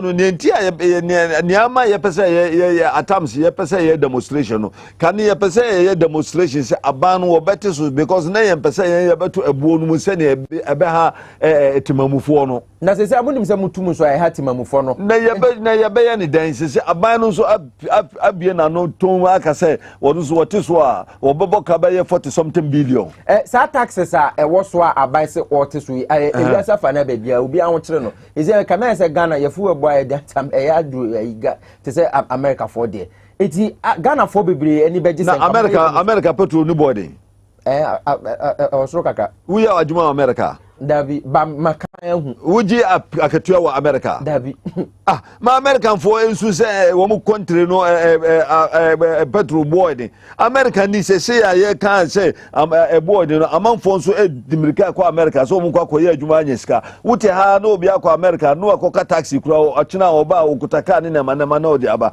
wuti ha no wetimi anya bi there be some comparison bi wo ho we are ehun ni mfaso say America say wuko America na say petrol a gallon kura ye $10 na say busumi wu ye be ma over $2,000 ufa o petrol ben ufa ho ben ubetimi ato ubetimi high wodan ubetimi anya bibi kura kakra de asie eti aban payinfo tie hu say America system no enti say Ghana system enti say Ghana system petrol ne board de krampo na waketua no so high be akwan ne ade ye ne ade eti no am say demonstration na aban ni je ho munya ba akwan demonstration no be person me ma wo ti ase ne say before say ye be demonstration no this aban no wo ye na so de say wontie ansana na say aban ye na mami nka bibi ntro miti walaji ansa na yebekwa akoka se ye ko price mu 20% no se na minister no ho na woni ho because ye hwe minister yenguno ena yesu ye ya yesu ye hwe a eka ne yebo ye to diesel ye to petrol de bia no ye ka no eko na ade nso yesu ye boka so na ye to ade no abodin ena ye hwe ya na si se wono wa mame ye ne na antena se anka ne ye be ya eniye yeso ye betena se ye behwe ne ye be ye so ena ma ye nyina ye hia ye ena ye press conference ena di 20% no edika ho so but say no aban no minister no ye pese next week ye ni ne be hia me bana se me si pese alaji me pese wudi sa paper yi mame na sa so alaji fa paper no me no wasembi dabi na me bana sa me se fama me wo se me fama ho me hwa ade no so se nka wo de mame na sa wo se wo fama me a ho no gitikiti beba so eti e ko gidigidi no e ko gitikiti no na mo se sa aban no wo tie na ye tena se na se sei ena petrol no akwa kodu wono anim na se e ka se percentage se na yeso ya pese ye je edi boa ye adwuma no na se wo pene so a ye ni asembia alaji se issue bia ba che se goye won se aban e wo share se woman eno na ya mpempi no ya na price no from kaka na Goil's profit after tax rises by 9% to hit Ghana cedi 98.7 million and na say Goil for aton petrol na nyamfa so a wo mfa so no wo mutu tax we no e say wo mfa so a hit akọ 98.7 million wadwen ye wo say wo they say wo mo adwuma anka wo muti so a e ma ya sanka bi anka bia enusa so bia se no bia pese wonya mfaso bebre 98 million enye sika keto o tun sanka wo muti so kaka nke na mi ka se sanka wo muti so ma ya ka bia enusa na se aban betume ene o ma din sa wo so ama wo no mate so eti se aban se na wo tensem se aban a company wo no mo ton fango enya mfaso bumbum abraga na fo ho kiro ma wo feel sen se oh I have me because say timamufo no ahomobro bia eni obi atrim ho amutrim wo mo ayeton petrol no wo mo ni ahomobro bia because ye ti so kakra ma ye first no wuti nsama wo mo ka ye si we si ayania na ya hwe ne ya te so kakra ma na nya aban na ama ya te so se no so gwel kra ka so beti so ama ya senye gwel kwa na ye Ghana company ya woton petrol enye bebia aso na gwel wo etimi ba se mafiri akọ bebia ti se brun side ho na ne bia wonam ti se unyam je makwan so na se ultra na ultra kentapona kwa na se wo ujana wunshi agoil ana se wafa wonchi na okofa akọkọpie ti se wonchi ti ukọ ti se jem ade krono sampa namasa sare na gweli no na usu upe petrol ube chense ube di kudi kan be so ansa mi kwa koto gwel So, I didn't say about dia. Emba in general. Bagana for any dam so mona mutwika mona mokabia ewomo. Meba be bisa say sisi ade asem na mbeka che Ghana for as far as fuel bono. Ekoso but ye ne etie for so entwetwe nkomo. Sa wutie afi na wadwen waba join ya. Power 979 FM na fe TV XYZ. Kamadwen ye kan adwen se na sitie professional way. Na fuel no bo na ayedin no eno asem na ye kan 0204155888 for na ye no wundi nkomo. I am media and Professional Institute at Tensem Trofo near ye, Upasa Uyebi, Paso Dina Camera Chi, near your friend say, you could video in the bar, now edit Prakopra, and now say you throw some the bar, who baby someone, baby back one qua Uria, internship, baby, I am Media and Professional Institute, made the woman number betuga into the Tokoma. Me constituent Ben or Ahomanusu say, good morning, Nana. I'm from a bright, Abosoka, Moso, Safango and 2 million Sama ye de Ade Ebia Kamana. Now we are there out your mind with the Becca Wabusoka. It's a Kamadrin uncle. Nama and Koye Kra, Mamefa Punya is Tsunami Chachaman, Joe, Ewa Shama, or call the communication officer. Share Ghana for your bread or Mampenin and Nado. Ushe 2016, Ediba 2020, I buy way touch Ghana for that. Oba on Dramani Mahama Tana petrol air 14 cities. No, no bar or betty petrol no so. No bar, petrol 1 gallon, air 58 cities. Aden, yet to Obama and Anado there, on betty to Niaman 1, not on Monday Mambrafom. Okawa platform to say, Dokunu Mahama Tana Dokunu air 1 city. And they have got Dokunu 4 city, any 5 cities. Aden, 1 district, 1 factory, I buy we can 2016. I said that one have buy we can 2020. Yes, besides say, and what do not say why I'm a god. Yeah, that's it. Ma Obifu from Somra, so constituent by the one who may say we did the same. How to file and make a when Chi Akrobi NFA Banda for Yachamunina Canitona and Yenime. Obiajo, so many. There's a mama Tigana, just a mini opinion. No, to fool 40-50%. Omukata said, President Mamma, and another President Mamma is incompetent. And the fool, no, go 15 cities in who. No, to diesel, 14 cities, 80%. And the diesel, 60 cities are precious to be account. Million inflation 13.5, and then inflation 27.8%. Millionaire, so you decide, Mamma, you know. Million 170, and then you decide, 600 Ghana cities, not the fertilizer, 17%,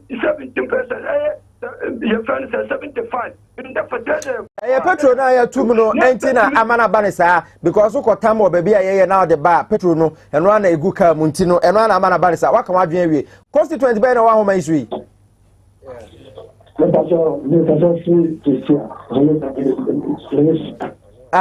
Pristia and Cobra for NFA, one more when you're Chachamo, any him I for my you. I'm not Me patochi ahoka kra yente wonka ye etichi ahoka kra na fe na enko. Yeti o udi di sen. Aha. Me sha I'm not to say coach oje and press eco park. Na all reserve players at the bench. Now those who go about to or should that go my yeah all reserve so coach. Yeah way you know.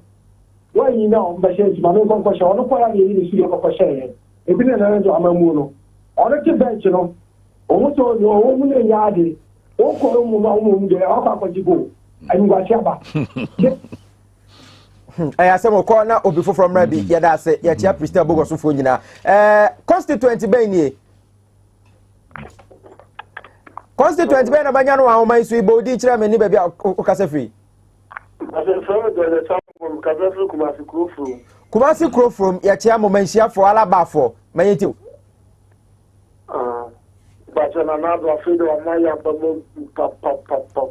Ada petrol nana. Me am driver na feel the diesel go kwasu bi okura. Ada kwasu bi okura because of fuel FMT. O petrol diesel no go go pa na want me fama. Now we are so to ba o ke we no problem fa. Asemo. Yes friend. They say the Serena na last call about our man so constituent be ni. Ambacho mi friend Ashama. O free. David. Ashama. Oh, Ashaman. Kwan no say the Edem. Okay. Yeah, the minister say. To aso na enko David. Ambacho. Isi a petrol mi de le ko ne e afeti eju mi weather. Me weather na se ma ye dadie no e ko nenim. Nti e sa na ka bibia ma juma ye muso. Wow, you muso ko e do se mo bon mo de na mo ne mo kasa ma ye pa.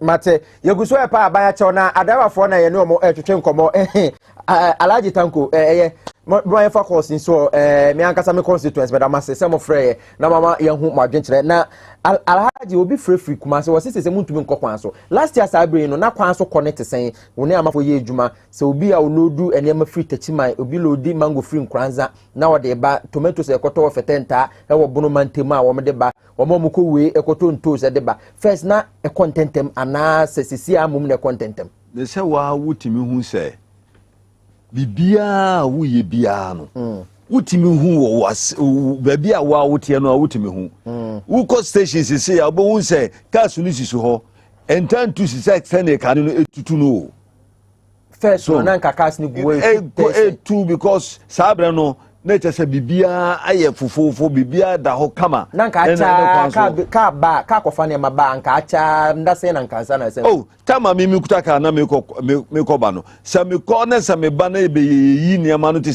nto sisi wo mu be yi a wo mu koton na wo mu jiji wo mu sika no wi a bia 2 days 3 days ni asako na sisi ni asako se be chansa be sen oh ebedi be one week and say more than 1 week kura answer week answer na anya load up na say cars no kura be say ye station back wo ade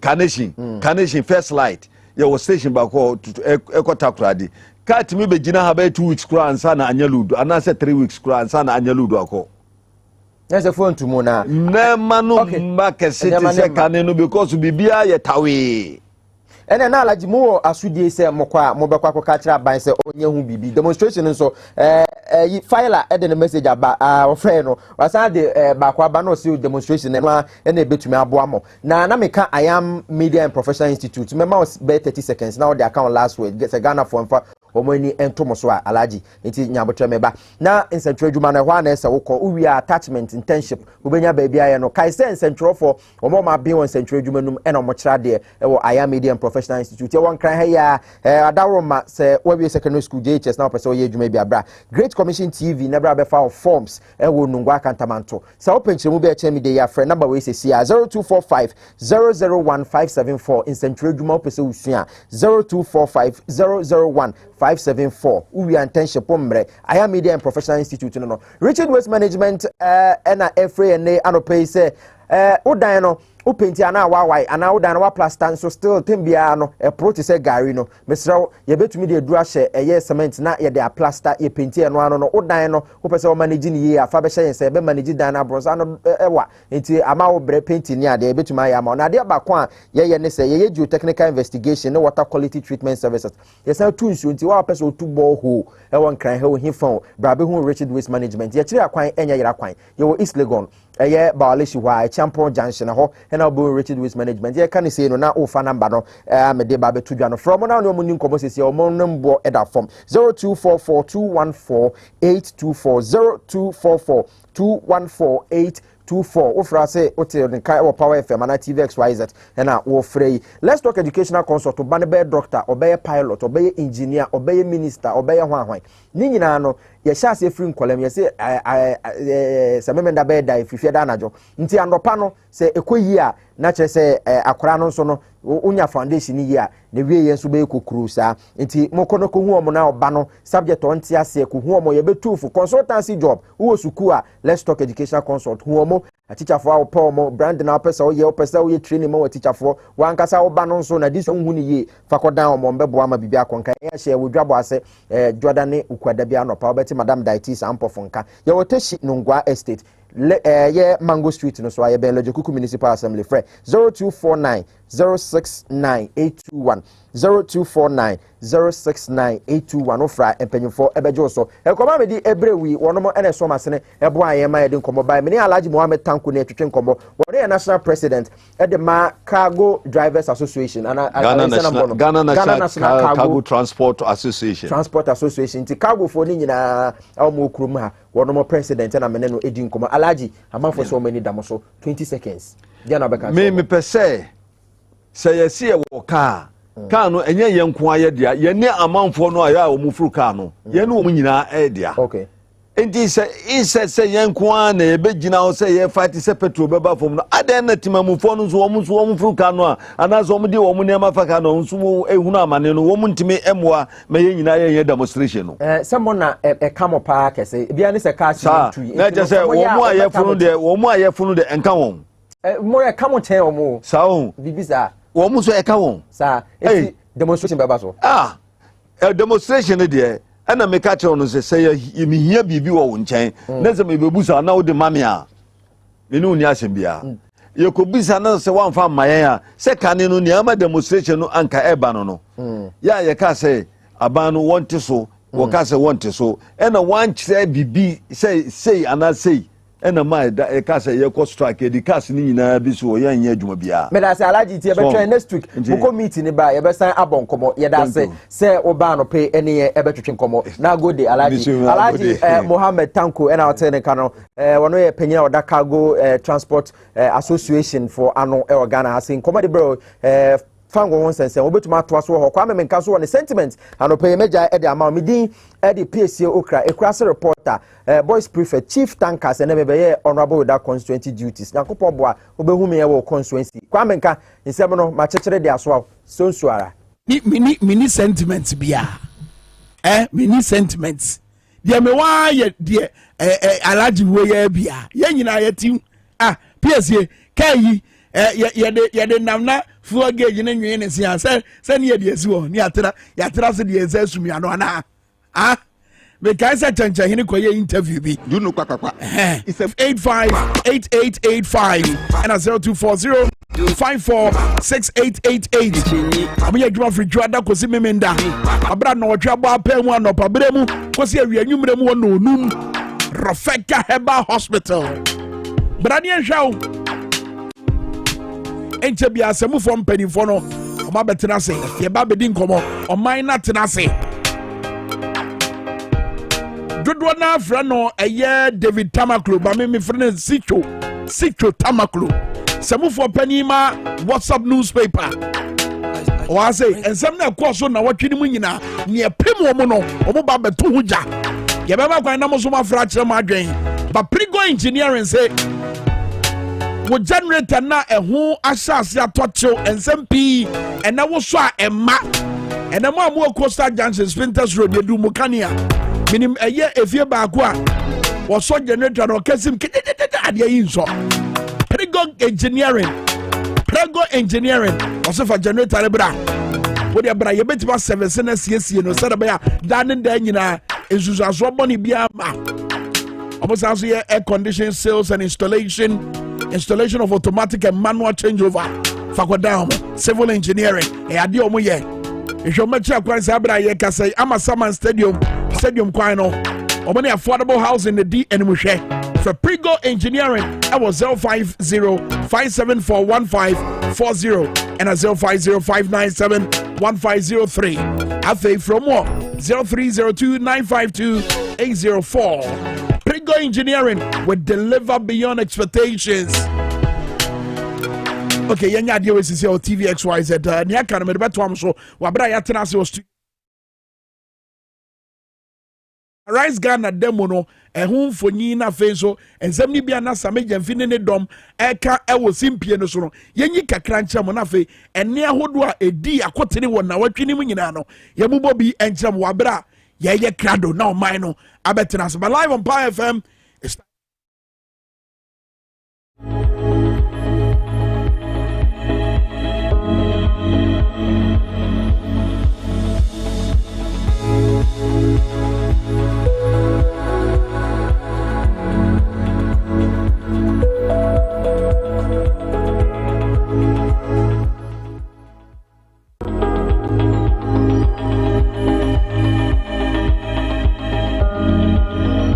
fango etumi ya na sen abeya adaba fo bebre na kire mu se nya de a wo no mane eje ewo fango no ehon sensem be se na otwe mienu ni fango bo na free be se 7 saa kwa se eyadu 8 a enya sam keto a adaba fo bebre na kire mu se wono mbo enju so ene yaba be pie mu ewo atomic runabout ewo nkran ha na ha adaba fo ku ahodo bebre ewo ha se protoa gprt unit ekeka ka yaba be du aye na ebi mo ba be bon komodi afase na fango ntumo no ese eka wono mo ene wo madwuma wono mo eye na mensa kompanyi ba ko ha mene no mo komona ne driver fo na o maka no so entwetwe kompanyi tvxyz tuni wa kwa ba ya kompanyi na fango bo no sesi to na yetumi e sure say endru match there se na copec fo aka se ebe kosoro akwakodru 8 no ebreki 8 na no sen na se affect modwuma amoye opening me da se eno question we busa affect adwuma no pa big time. What is the adwuma na ye no? Ye adwuma nya de mefuo. And so first no ye adwuma kwa na utumi ye adwuma be 200 cedis at least uchichem de bi tofu a onya ka wo na de onya kaka de kofi kwhwe wo ma. Ba na me no kasa wo ye adwuma 200 cedis a obekwa koto petrol be 1.5 1.2 wo de ka wo na say 70 gana ka 2 million na wo ye the whole day ni nyina zero wonya hwe nkofi. Mayemu nkopoko ye chi za afia etwemi 2021 na fango bo ene number 6 ni ade sa time no na wo todo do sen na wo dia yedwuma ma na so me top petrol say 70 to 80 cedi last year yeah 70 to 80 cedis me tumi at least me yedwuma 200 na me kan ko na me top petrol 80 ni ko na de me pon a me say 70 cedi at least me 50 akoma me ko na mo de didi ba ne me de sa me 50 ni na da kan fu ani ho na me de to enti me bre ya bre o car no nanka dey be a taxi and as a car taxi na uchi yeah taxi enti yenhwe last year sene na nipa se fro taxi fa any this year sene esitie taxi ni fa ne de na o mo fa no alright but who say yango ni boat no ebe kan taxi business no do taxi no kan na ma taxi gbe aba form kakra de but at least eno kwa no bedwuma from no park op manwumra anya me ntu benya bia kofie. But this one any pen for car no ubusa za dan sika ni krom boss my can say last year me fa drop in 15 cedi a ebesi na me to for boarding the same 15 na ni pa na ba me fa no ko kan say sika ni o ugina ho na obi akofo kontu so be fa bi inti ya de wa ya wo na de yadwuma ni this time around because of fuel price no be big blow my drivers say ulo di free ha say e ko e fan fa pote yellow do free akọ Westland okay Sakura ena zongo Libya Cortes. All right. Now first no zongo Libya Cortes eben ha yayi. Yeah. First no bi to me fa taxi na bia wo odru ho a na wasi. Uji dis sesi na afango bo na kosoro no e maamanfo enante sa short distances no rather say on be fa taxi enu nti na amamo de na akofom no. Na nje no fa me ntwewa no. So mo nante fa se o kakra bia junction bi o gina junction bo nse nkofo okuta bag na ma se okonyina mo ko Libya Cortes na yelo du ko ho no. Omo nante akọ obakufo wa betena ke no betena mu sa anyama da obo mo hwera ne ho ye na ade na okoye no ehia na oso nti set ne yesen na wa kan set na kire no o ko ne yenko e bia 12 series ukodu okọ so ma ten na wa fa ne sa because wo gine mu anka wo nya nlodo nwie so e whole stress ukọ a wonya bi nsan wachi ma obesan be gina sa passengers no so ma o kan ma sa sika ni ho nti ne ni pa betuma ya ma ne ho no na ya ma no obetuma na nti o so obepe moto bi 5 cedi bi afa o na taxi ni ejina ho. It is a siano o free say a fuel no mum na akanga for sa. Papa because fuel increment ne dey. Say fuel no cost no dey bibia na edwane. They are there me turn 1 cedi. Fuel increment ne buy no. Even King soap, man for King soap example. It took King soap 7 cedis last year. Me no ka say King soap 10 cedi 50 pesos say. Ba no. One bar. What you say fuel no ko no e dey bibia na edwane. Okay. Eti na wo ka say ama aduane die kra problem aba. First na fuel bo da be 6 cedis no. Na utumi di aduane ben sa na oto aduane na odidi mpensen da ko. Oh, me per se for me didi the whole day me tumi didi twice. Ebu okra once in a day. Me depend where me didi me aduane different. Me ntumi family dey be the bet. Said any ato aduane last na fuel that 6.4 plus econo na aduane no to at least me to banku 2 cedi kwa na mentimi ni enze say banku 2 cedi kwa enso me to banku 4 cedi na midi banku 4 2 no ya bɔ ne nsa akɔla nketenkete nsa ɛnru baabi ampo ɔmo nso kaka ɔso kɔ market a ɛnyɛma bɔ ɔden ɔ market fɔ nso kɔfa nyɛma no kurom de ba ɛhɔ nso bɔ ɔden so wefiri nso yɛ taxi driver wo station ha say petrol ntumu no sesia no first no nanka petrol wotɔ sɛn na wotanka ayɛ ma na ɛnɛ wotɔ sɛn ansa na ayɛ ma yɛfa last year early last year to say sabri ya any example me nua asɛm a obisa me no kwasɛm a ɛwɔ mu ne sɛ first no car to say taxi a ɛde yɛ adwuma no nka average petrol nka bɛtɔ yɛ 4 gallons a nka de bɛyɛ adwuma the whole day 4 gallons na saying then time no unsa petrol no ɛnyɛ consistent ɛnyɛ faako nti sese na yɛatom akɔduru baabi ɛgyina sese no sese adie no yɛde ka sese ano a sese no 35 no metɔ 4 gallons no which is 140 Ghana cedi ana mehia sese ana me de adwuma nti first na petrol no na me say 5 something no metɔ petrol bɛyɛ te sɛ 70-80 Ghana a metimi de yɛ adwuma the whole day ayɛ ma me ho tɔ me kakra menya no metete ɛkawo na sika ne sesi funu ame so metimi de nya kakra den ade kofie sese ya petrol no araza koduru da price no obia edwen sɛ obofa ka no a car ne boye den what I say ana ade ba ko so sɛ Ghana na yɛ wo mu no yɛ ne bibibia control price sɛ yɛ to petrol mu a na enipa bebre ya fa opportunity both commercial cars and market place babia nti sɛ petrol increase no ebasa no a na ma nipa bebre edwen sɛ obofa taxi no a ne boye den onu ya ba ko ne sɛ ama sese nipa amfa taxi sa short distances na na mokon sese amanfo nante wonso wan wi sa de no sa pepepe amanfo mfa taxi because of na adwena woni tim sɛ ba na ya to petrol no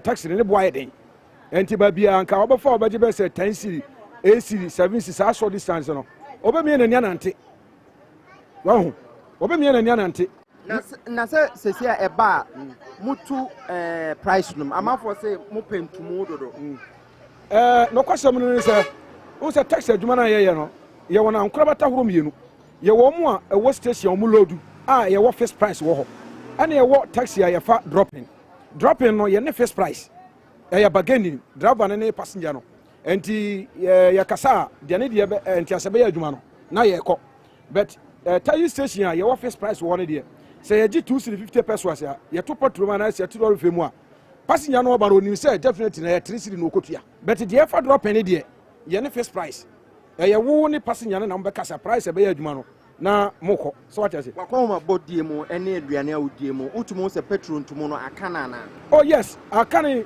in the way sɛ na medika nka sɛ Ghana ha no sɛ yɛ ne control price no aka ne ba bia because nneɛma na yɛtɔ wɔ dwom ana sɛ obi ɔte store kɔfa no car no ɔfa ɛdi sɛ ɔno kɔfo car na ɔkɔfa ne nneɛma na sɛ driver no ɛde price na ɔfa dada ne bi aka ho a ɔno so ba ɔbɛto ne nneɛma mu nti ɛdan a ɛbɛfɛte because camera kɔma me yiri wɔ fie na ɛsɛ me di bi ka ho ɛde ma no aduane a me nso mɛtɔ wɔ abɔnte die no deɛ ɔtɔ ama me no ɔno nso ɔbɛto ne price mu nti ɛdan a me aduane a me die no ne price bɛkɔ soro nti onua ne die mu no wate so anaasɛ ɛda so gyina ne gyina deɛ me ntimi nte so ɛma ne nyɛ yie because ɛde no for example no sɛ me di 20 Ghana cedi a na no me expect 30 Ghana cedi because deɛ me kɔtɔ wɔ no hɔ no bɛka kyerɛ me sɛ yɛto petrol ato ɔre fam nti ɔno nso ɔ increase ne nneɛma me ntimi nkasa me ntɔ ɛsɛ me fa ne wo a metɔ adeɛ no nti wo a mɛfa na metimi atɔ adeɛ sɛ sika na mede tɔ dada no ɛsɛ me di bi ka ho so what you say na ɔpanyi mame sambra hɔ aban deɛ na mo expect sɛ aban bɛyɛ because tax sɛ wɔ so a sisi ano petrol boɔ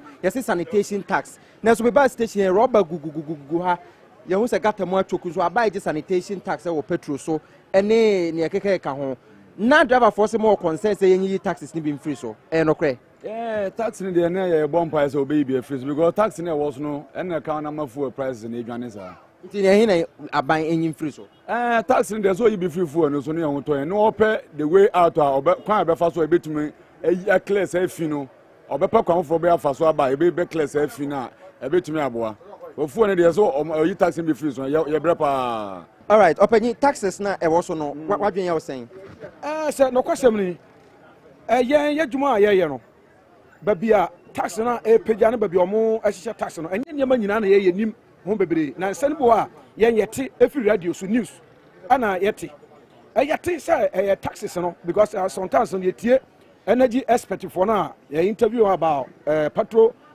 increment no about 80% a yɛtie ɔmo no nyinaa kyerɛ sɛ petrol na ne boy na yɛmpa sɛ wokɔ ama no no dwa so a petrol ne boa den sɛ deɛ ɛyɛ no mo ka no na mom woba ɔman Ghana ha ya adeɛ pa ma petrol boa den no ɛyɛ government taxes a ɔde agu petrol so no ɛdi sɛ nka wohwɛ pɛ ɔmo mu nkyerɛ mu ɛyɛ ɔmo de ma yɛ no a sɛsɛ no wotɔ petrol gallon bia no a government taxes ɛwɔ so no ɛyɛ over 10 cedi ɛno na nka yɛbɛkyerɛ government sɛ nka ne saa ne taxes na ɔde agu petrol so no nka ɔnhwɛ no nka ɔnyi kakra mfiri so yɛyɛ ntimi nkyerɛ ne sɛ ɔnyi benkum na sɛ ɔnyi nifa na ɔno ankasa nhwɛ deɛ ɔbɛtumi ayi afiri so a ɛbɛboa yɛ ama yɛyɛ wɔn sɛ saa ɔko yɛ a yɛkɔ no baabi ɛyɛ no ha bɛ ne sɛ ɛba saa na ɔmo nyinaa dɔm ni akyerɛ commercial drivers so nanso yɛwɔ ada car owners ada drivers a ɔmo yusu car sɛ yɛyɛ kɔ saa ɔko yi sɛ ɔmo te petrol so a ɛnyɛ ɔmo nte ma yɛ commercial drivers nko ɛyɛ both private cars nyina enti kadeɛ mepɛ sɛ kɔmo nyinaa nka mom ne yɛnkɔ saa ɔko no mfiri hɔ sɛ wate aseɛ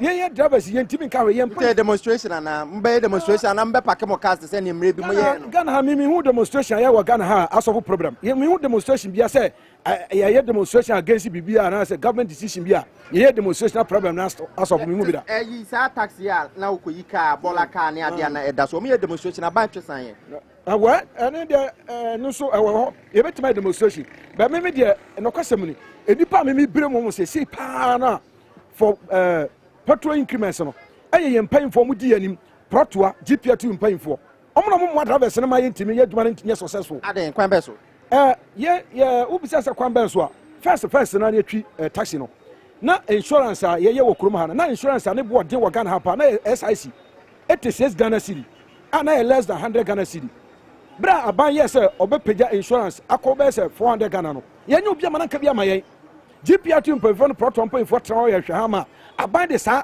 price no ayɛ driver for kom yɛntimi nka ho hwee the same as petrol prices no sɛ mpanyinfoɔ no yɛ ampa sɛ wɔbɛtumi aka biribi ama aboa yɛn a anka aban antimi nyɛ saa deɛ no ma yɛn sɛ GPRTU no mo na mama GPRTU ayɛ GPRTU nti sɛ mo free kuo no ma sɛ kuo bi ani hɔ biom ade ta mo join ne driver union foforɔ driver union bɛyi wokɔ bebree bɛyɛ 16 and over wokɔ deɛ ne ho ɔde ntimi nyɛ wɔn ho nyɛ de no bɛtumi ayɛ dɛ GPRTU na ne ho ɔde na ɔne government bɛtumi aka biribi no so wɔnyɛ hyɛ me Ghana ha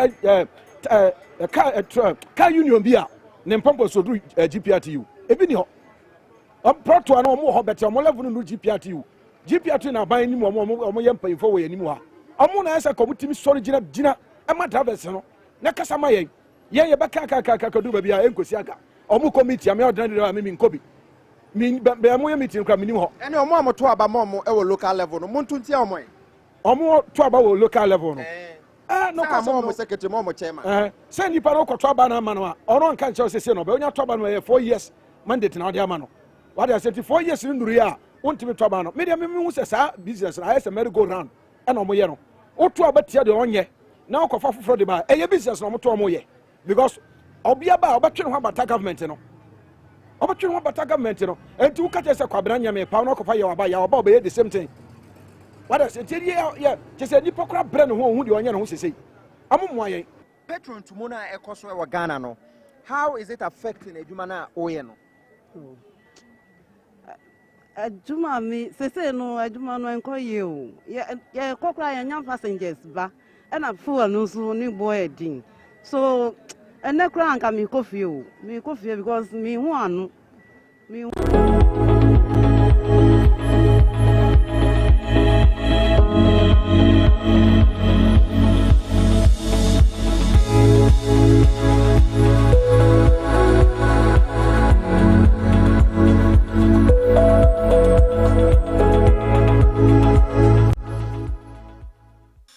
At McDan Shipping, we saw a chance to invest in a logistics company whose technology streamlines shipping operations.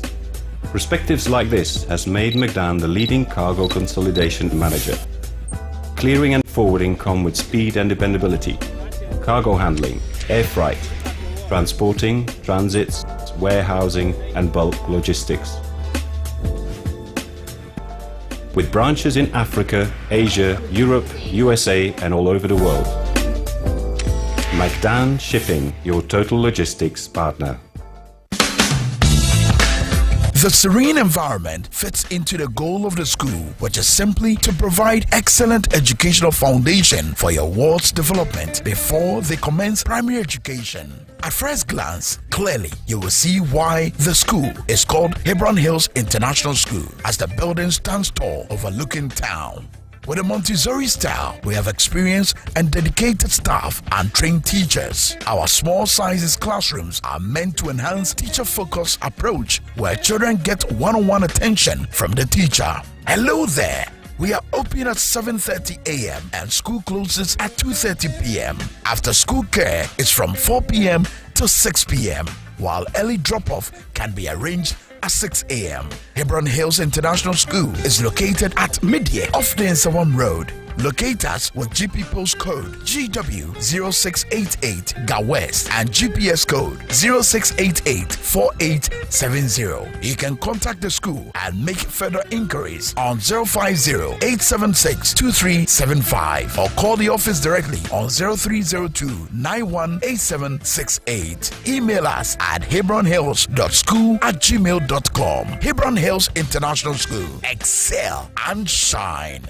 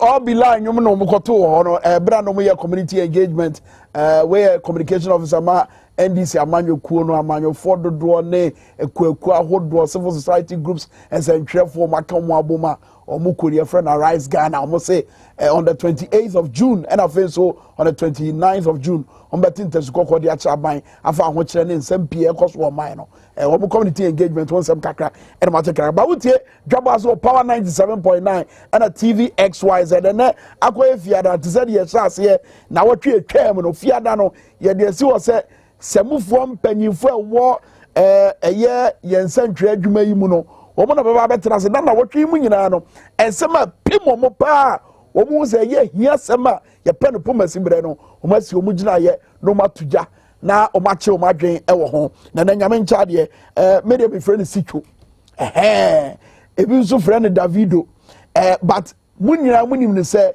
ye friend David Tamaklo ono na ye editor in chief Emma WhatsApp News. Davido, Sicho, David, Aquaba. Now, born away. What I am also way. Send me train. Then you want to see also Boba continue to know to me. What do you see? A teacher be able to bo, but Ora, some more from Pong. This is the second time we say Shan was studio. As I sure say in the coming days we'll be seeing more of him. Some more from Pong, a year editor, Emma, a year Republic Press. Editor, Aquaba, someone from Pong. Yeah, as some of the Biabana. Yes, one are there. About the trim. About the Bia, no one said, what do you see? Sure. And the action now, dear saying, not SMP. Well, as something in Ano, Motre woman go and crack table, a bin so you can walk as a fidie so, and a casam for years so. But now what you mean, I mentioned as if for someone from Pong. As and some anasa, some bang, and a pim wa, and a person who took down. Yo, message here for Nama, any actually for Nama Dawasi so for this opportunity that I mode my na be discussing topical national issues. I'm saying I watching one of the issues in fact man can say and then I watching the starting harm ya check. But I'm saying I watching a baby the issue of the National Cathedral. A year your man penning another dankwa Kufuado. a so-called promise oyema nyankopon na yina ho bi na afi abeye say the whole nation is being saddled with a sa responsibility say yensi sa asori dan no emma no unia me start no ye meka ni say ensem ba ko mienu bi a yewura Danko Akufo-Addo no ne nkrofo NPP a omubu mai. Let me say one of the things they campaigned on transparency, PFA, and accountability, accountable. And no can any ma na Danko Akufo-Addo kaya me say a toma kuma so ye pa because yeni na enim say the previous administration na were issues you see say abaya say and na the search was over and yenya na Danko Akufo-Addo say see am abedi pepe ye ni ekuntabodie eno and metra hanso aka say sa enema we mienu yi the bedrock of mind bia nkoso enti se ye bibi ana wo bu o ma na se si gyinae bi na se o manfo se ye pese wo chair ase memuna ho maya. I don't think say they are asking for too much. Cathedral project, it is a very sensitive issue into even the opposition NDC no crown when they are addressing cathedral projects now, they are very careful because religion is involved. Religion and any matter involving religion, there are some emotional sensitivities. Inti obia ka religion asema, or you're very careful. Hey, those who support the Mampeni baby say, hey, now NDC, are you anti-religion? Inti Nkofo, I am very, very careful. That's no credit about but Unim said the essence of politics, Nensuni say, Ubenya power. Inti power no share na to be now I am measured in your criticism of some of these things. Inti young funny said, Aboshe, ye buy ye board of trustees, ye seti ye can say, ye be ye futuobi na ya pesika e de sidan ama Nyankopon. As whether Nyankopon is even interested in dwelling in Sa Cathedral, and for me, I don't even know. Inti ye shall see, if you remember, short code be MG, and you say star 759. Yes. Inti, I think, sir, for me, short code no, the response Cathedral project no, no, should have been a survey enough to gauge Ghanaians' interest. It was Cathedral. In fact, that is star 979. Yes. Any frequency in the cry. Yes. Inti, and no chair say people were not contributing to that short code. Inti, and no crown. As I say, a chair say Ghanaians, the as of mine. And yes, ye see Dambi Amanyankopon abetim. I don't have a problem. Say now Danko Akufo-Addo. I say Obesi Cathedral. Ewo Ebia, the Chrome. People are doing it. Think of see dying businessmen. Otimi sorry dying or say me GDNI inti me see dying ama sorry any a home kikaye. What you say? But no na fe ba out say ye the yensa abo or mindful to mu eyisika a contributed towards ye president ni bosha washe ni Nyankopon. And on the be issue worrying. And one of the issues I imagine recently some procurement issues. The office of the president. Ekoma PPA. Myself a crata and two screen so you was some for you know not said about what can you know not yes ye can kind Eddie dinner chief. Ekoma PPA. I say Sa Cathedral project we know. Yenye soul sourcing. Emfa Emma Ajayi and Associates. That's right. Omo designing cathedral no Emma ehun efutuo ni bibia. Buying office of the president. You know, chief of staff, I have a lot of respect for her.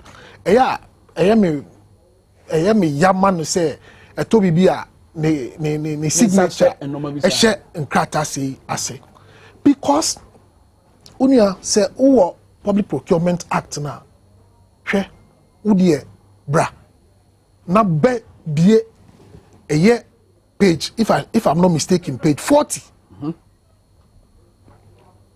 wohwɛ woba act 40 no hwɛ ɔkyerɛ pefee conditions are set out ɛma aban take decision sɛ ɔbɛyɛ sole sourcing ebi ni sɛ project no ɛyɛ emergency project require some sense of urgency ɛna yɛde bɛyɛ sole sourcing na mebisa wo mesrɛ me bisa sɛ saa mmerɛ na yɛtwerɛ letter yi ɛsɛ yɛnyɛ sole sourcing na yɛmfa saa adwuma no ɛma agyae and associates no saa mmerɛ no na nka yɛntua sɛ sika no amma agyae a amfa nyɛ cathedral na ankade ne besi ɔkyerɛ yɛn if obema me akan or say where goods works or services are only available from a particular supplier or contractor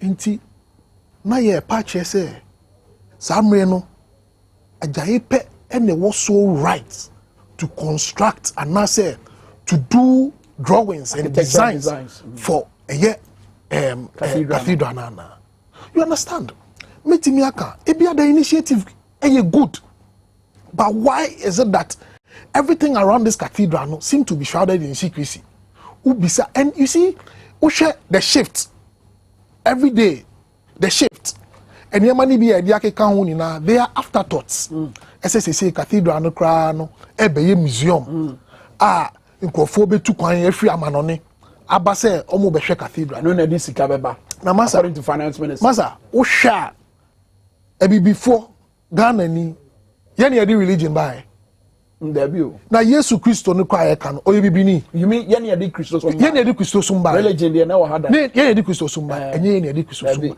inti se wo pese wo hwe anything about Kristo so ma why will you come to Ghana and yema cry dey ko cathedral no mu se ye ko hwe no ye ko se free he ye be ko Israel anase ye be ko Jerusalem ana ye be ko Calvary akofa cross abesi ho se yemra mehwe e wo cathedral nim into all these additions fine initiative president what wo gidie bi say we see cathedral but yemfa ekwan papa so emfancy I don't think say say you burden Ghanaians with sika look sika yeah expanding into this project unia enopay me drew say me ka ekwan a me fa so di drew ha from me kwan so kaswa unya tra toll booth na peno I say drive SUV there you are in trouble adan in so nya to in so no awashi road ni surface no nti awawa kwan na ni yes nti potholes are ubetutomu ye waste man hours e was sa area ho e kwan a ubetimi di beye 1 hour etwa no ubedi beye 2 hours and now 2 to 3 hours in fact the police are friend me dey bia na ayo problem amame yes especially say so atose ya na say ufifie beye 6 answer wetin abedu ha beye 9 fuel ya ne bon so e wo so kakra e wo so e ma ubedi traffic musa and I'm thinking say cathedral even if it will take the country and now say religious bodies 10 years to construct a cathedral President Akufo-Addo will still be remembered as say one day omampeni bi bae na nani so ade hu ni say one of the Enyema Eboa Nation building is to build the spiritual arm of the nation. In his thinking, no, we needed a cathedral. He will never be forgotten. What you say? His name will forever be ingrained. Our cathedral project. So, for me, the agency now almost attached to the cathedral. No, it is needless. Oh, na me dwen say bia o man ni sika ye dey ya ntina. Wo ka say e ho a mo dey fa no ye. Ana you try short code. You can sit fan one sem. You call asofo yi omo da so yi appeal to sorry eso omo contribute because omo hu say eye agent nti no contribution no you know say some of the workers were even laid off. About 200 workers were laid off because contribution no but I think say still anka ye no nkakranka eji contribution no nkakranka yesin say ye pentem edi yensa abo o mine futum eyi sika say ye de kwa akosi asori dan for me enya dia etoye ma. All right, from Pon so bodium my fa David Imram. David, what's up news over the weekend? Me say angles are hold one de be by board of trustees Pastor Mensa Otabella or yes what in the Juma to one in the home corner ba me ya sure say cathedral say me so da wakoma so ba kakaka na fe de epem na watwe mu so o de ato aso me come as for cathedral asem no me say you idea no atum bebre yesati ka cathedral ho asem no na ebi eye ni say de ya ka ho asem no ye nyame sumu enye den na say uhu drama aba cathedral no na me friend cathedral kwa enye yi sanse uhu ufa this night now hwehwe cathedral o pe emu entremu ebia ni ho a sitre bia ni ho a justify idea ye wa say cathedral. Oh really?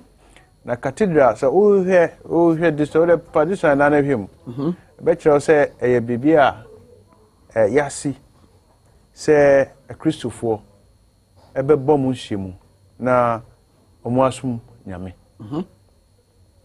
na Christosum na nkasa nso no sebio Christosum na nkasa no ewo some spiritual connotation evoke ya che say ekukom miamia bebre se de wabrabo ewo se wabrabo sitie nyoma ewo se wodwen hu ekan ansa na waye de eto aso ni nyina ka ho na oman mu ayewo cathedral definitions mambo be so was a principal church of a diocese which the bishop is officially associated back on senior say a very large usually stone building for Christian worship. Now and another shrine. Okay. All right. For us, udi compare shrine. Shrine bibia and so spiritual do but bibia obi a sheda esi ama say okay, say a place regarded as holy because of its associations with a divinity or a sacred person or relic marked by a building or either a construction. Yan him say, sa cathedral a man pin. Or see cathedral no or ye ni campaign and a band die mu say. I was say or ye did done in yamiasi. Or no ni yamiu asi. Say enye Christopher bi na mo sheda person mo ye mo si asori ma sumu onu ni nyame opeso oda na se no ye nim nyame kro na ye chechem ekọ enkan kakra sa nyame no ade man panyo ye Christian empacho Christo sum no enye ID en fide card na eche Christo sum no su no ban en eche na ye ti omam na oman ekọ de ekui school color it's sad that anyone I say some judge or deformation be about 010 enye ade etini wonyame anim nti wo hwe circumstances are surrounding omampanyin push say obesi asori da no you only conclude say it cannot be the same God we all worship as the Christian God. It must be a different God, and if it's a different God, then I think that the description of a shrine fits the purpose. So it is a shrine. And a cathedral. It is not a cathedral. It cannot be called a cathedral. And I'm describing the circumstances around the president. You were asking me, say, or ye Christian. Mean to me, who ID card be a chess away Christian. And a big Bible no class. They cannot, nobody can confirm somewhere Christopher. Who soon know by and in your way and a chess away Christian and that's when you. I mean, say, ye hu nneoma ewo sa nneoma nyinaa hu na omampanyin na mum sebi se ye ka katasuhye a edi won bi you mean katasuhye me ka a friend corruption katasuhye no poye tu no ye na en se da na ya go ye ka katasuhye a corruption won bi edi ba ye ka nneoma emfata se nkofo ye se ye bu oman democracy no bien tre na adwene emfa bu oman ni ye wo se ompe nti wo hu ni ya under Akufo-Addo's regime we compare even some of the military regime so he himself has led to condemn her ni dia no edisisa he is intolerant and I think say Christians are supposed to be tolerant.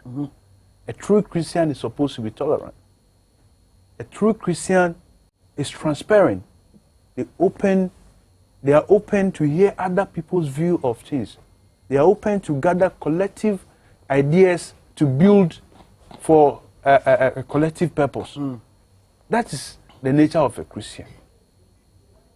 So it cannot be said, idea ye describe say cathedral no cathedral. Akufo-Addo ni shrine.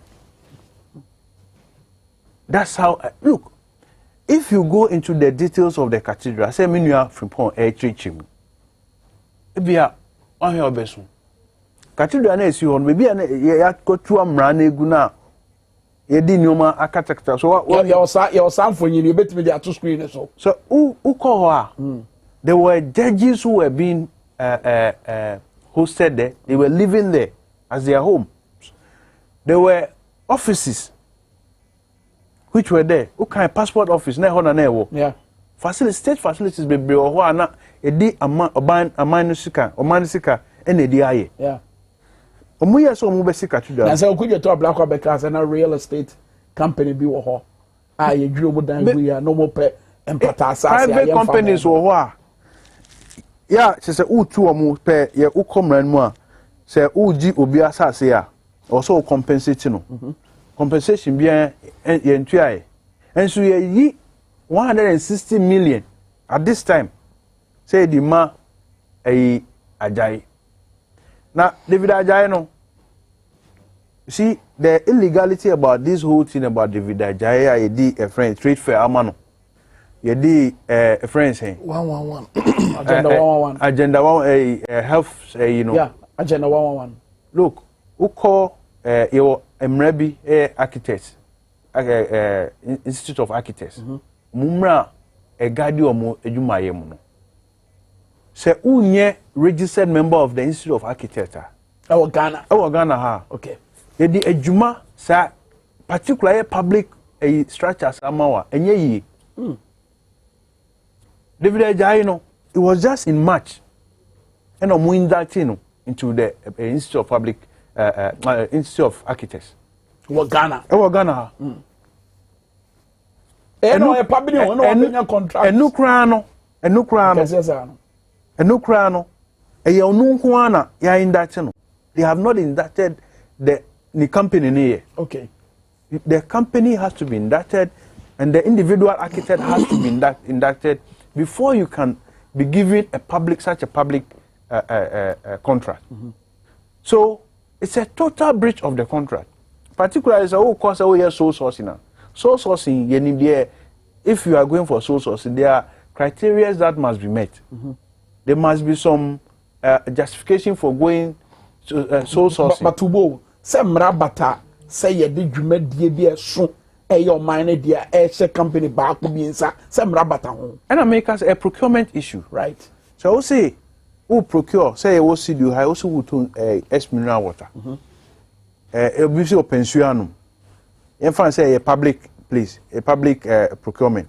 So, bishop pension is okay. Insuno, conform be yen no, procurement law, say, ma obia enya equal opportunity say, or beton su amai. Okay. Ena obia ba say, oh, insure we no. Esan say, sunku na bibio ma ehia pa ya other companies any no me power procurement officer ma me kwana infa esminua watankwa nye eyibia eno wo nti e was justification you must justify but is that not the case with David Ajay? No, but what is say ni sunku a oye ni saying. But before that, no, it must be S water must be one of the waters that is legible and I say qualify say benum.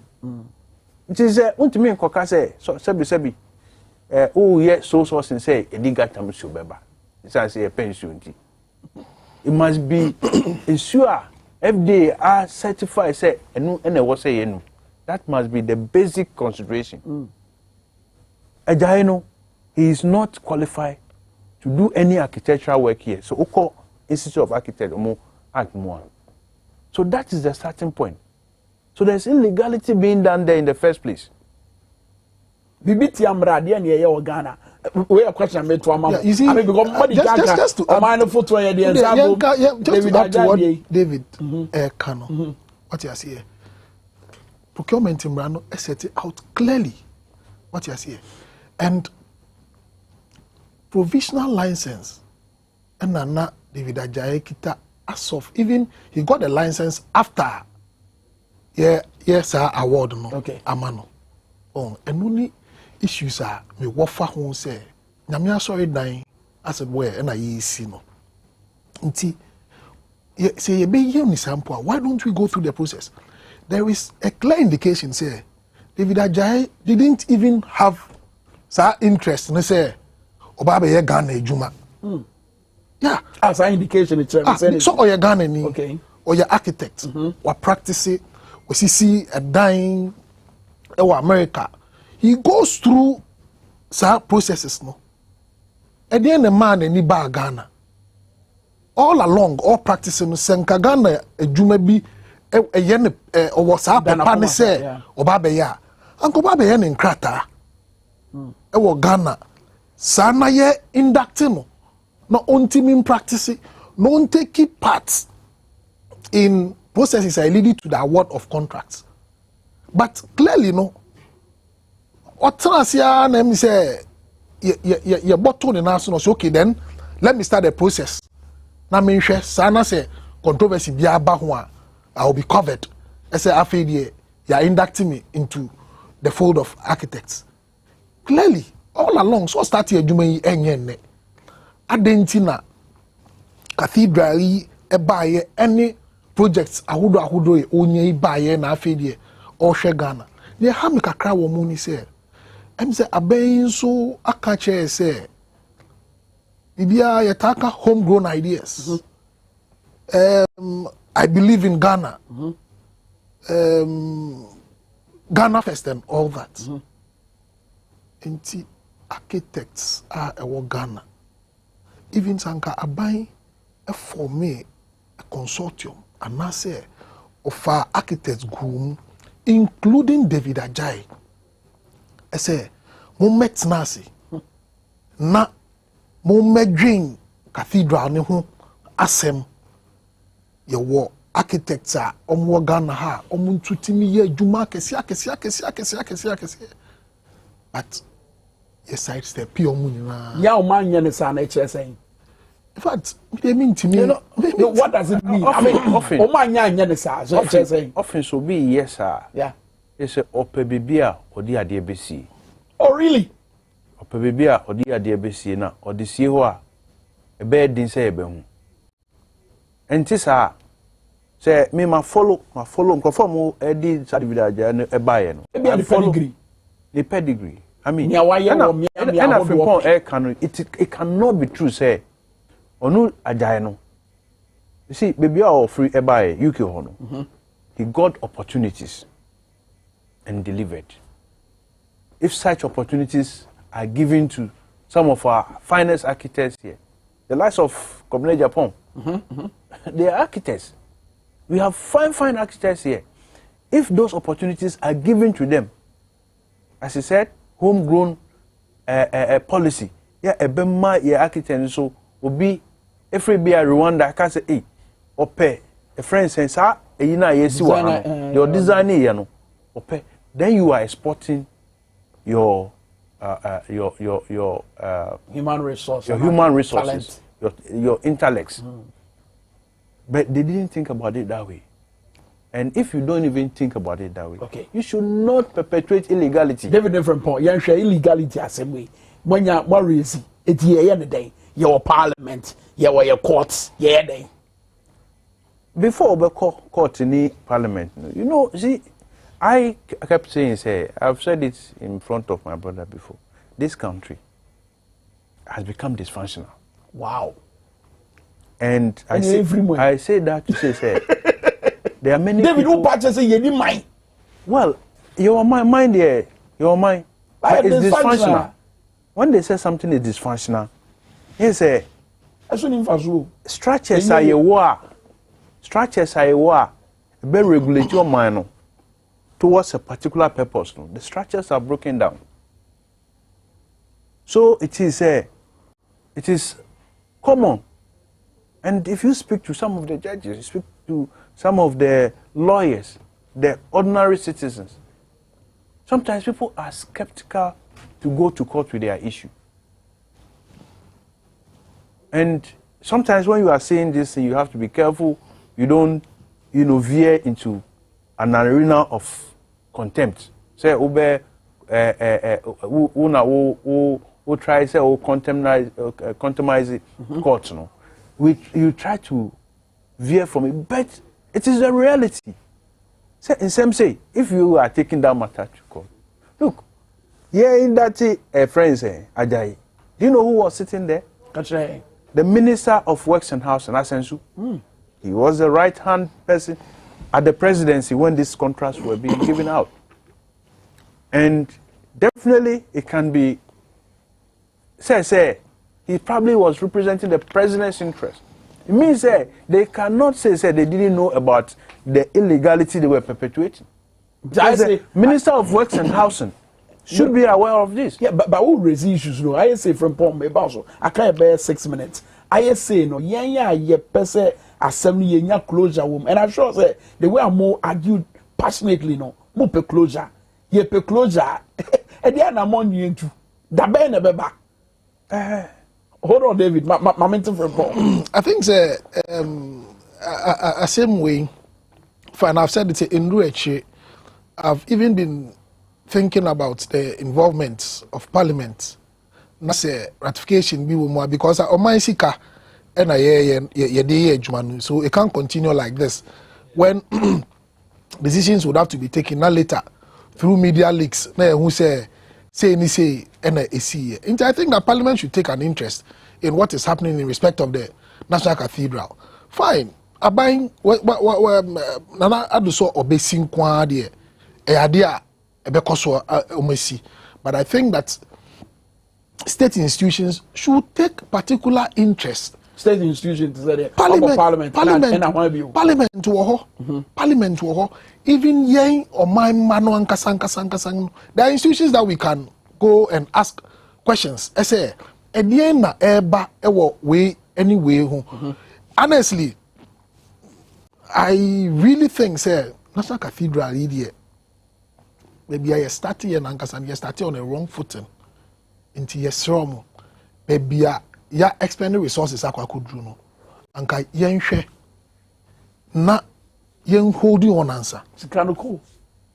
But say in sinwe. Okay. But sikanoko. Yen sinwe. What you say? Ghanaians should be demanding accountability. And I think Parliament can lead such a process. Okay. Na yenhwe na going forward no. Yes, because honestly, Ghanaians in who cathedral as a priority. Intina contributions no. Okay. Menya sure say who contribute here. I don't think David did. David way 979. No, I'm sorry. No. David, say me and say okay. Closure. You see, Parliament, I think the jurisdiction of Parliament has been invoked in this. There is also talking about illegality. Unim says iskana idiama ajaino. It's not been approved by Parliament. Yeah. And that is one critical thing. If you are making financial expenditures, it's got to be approved by Parliament. Parliament has not approved that. So there is a whole illegality about this shrine. this shrine that it's a cathedral. Please, it is a cathedral. If you see it as it is a cathedral. It's a cathedral. So there's a whole issue about this shrine, and so that I will agree with him. Say we have not gotten any fire yet, but what we can all beg those who come to protest for us is our mega money going into that hole of a shrine. We need to mitigate a whole lot of situations to make life a little comfortable for our people. If we can't do that, then we are serving Satan. We cannot even start the cathedral matter in the first place. You understand? So I think, say, it is all of us responsible. We can only speak at this time. So we can only speak, and I hope, say, there are some demonstrations lined up. Yes, we can all join and make our voice heard. Arise Ghana Demono.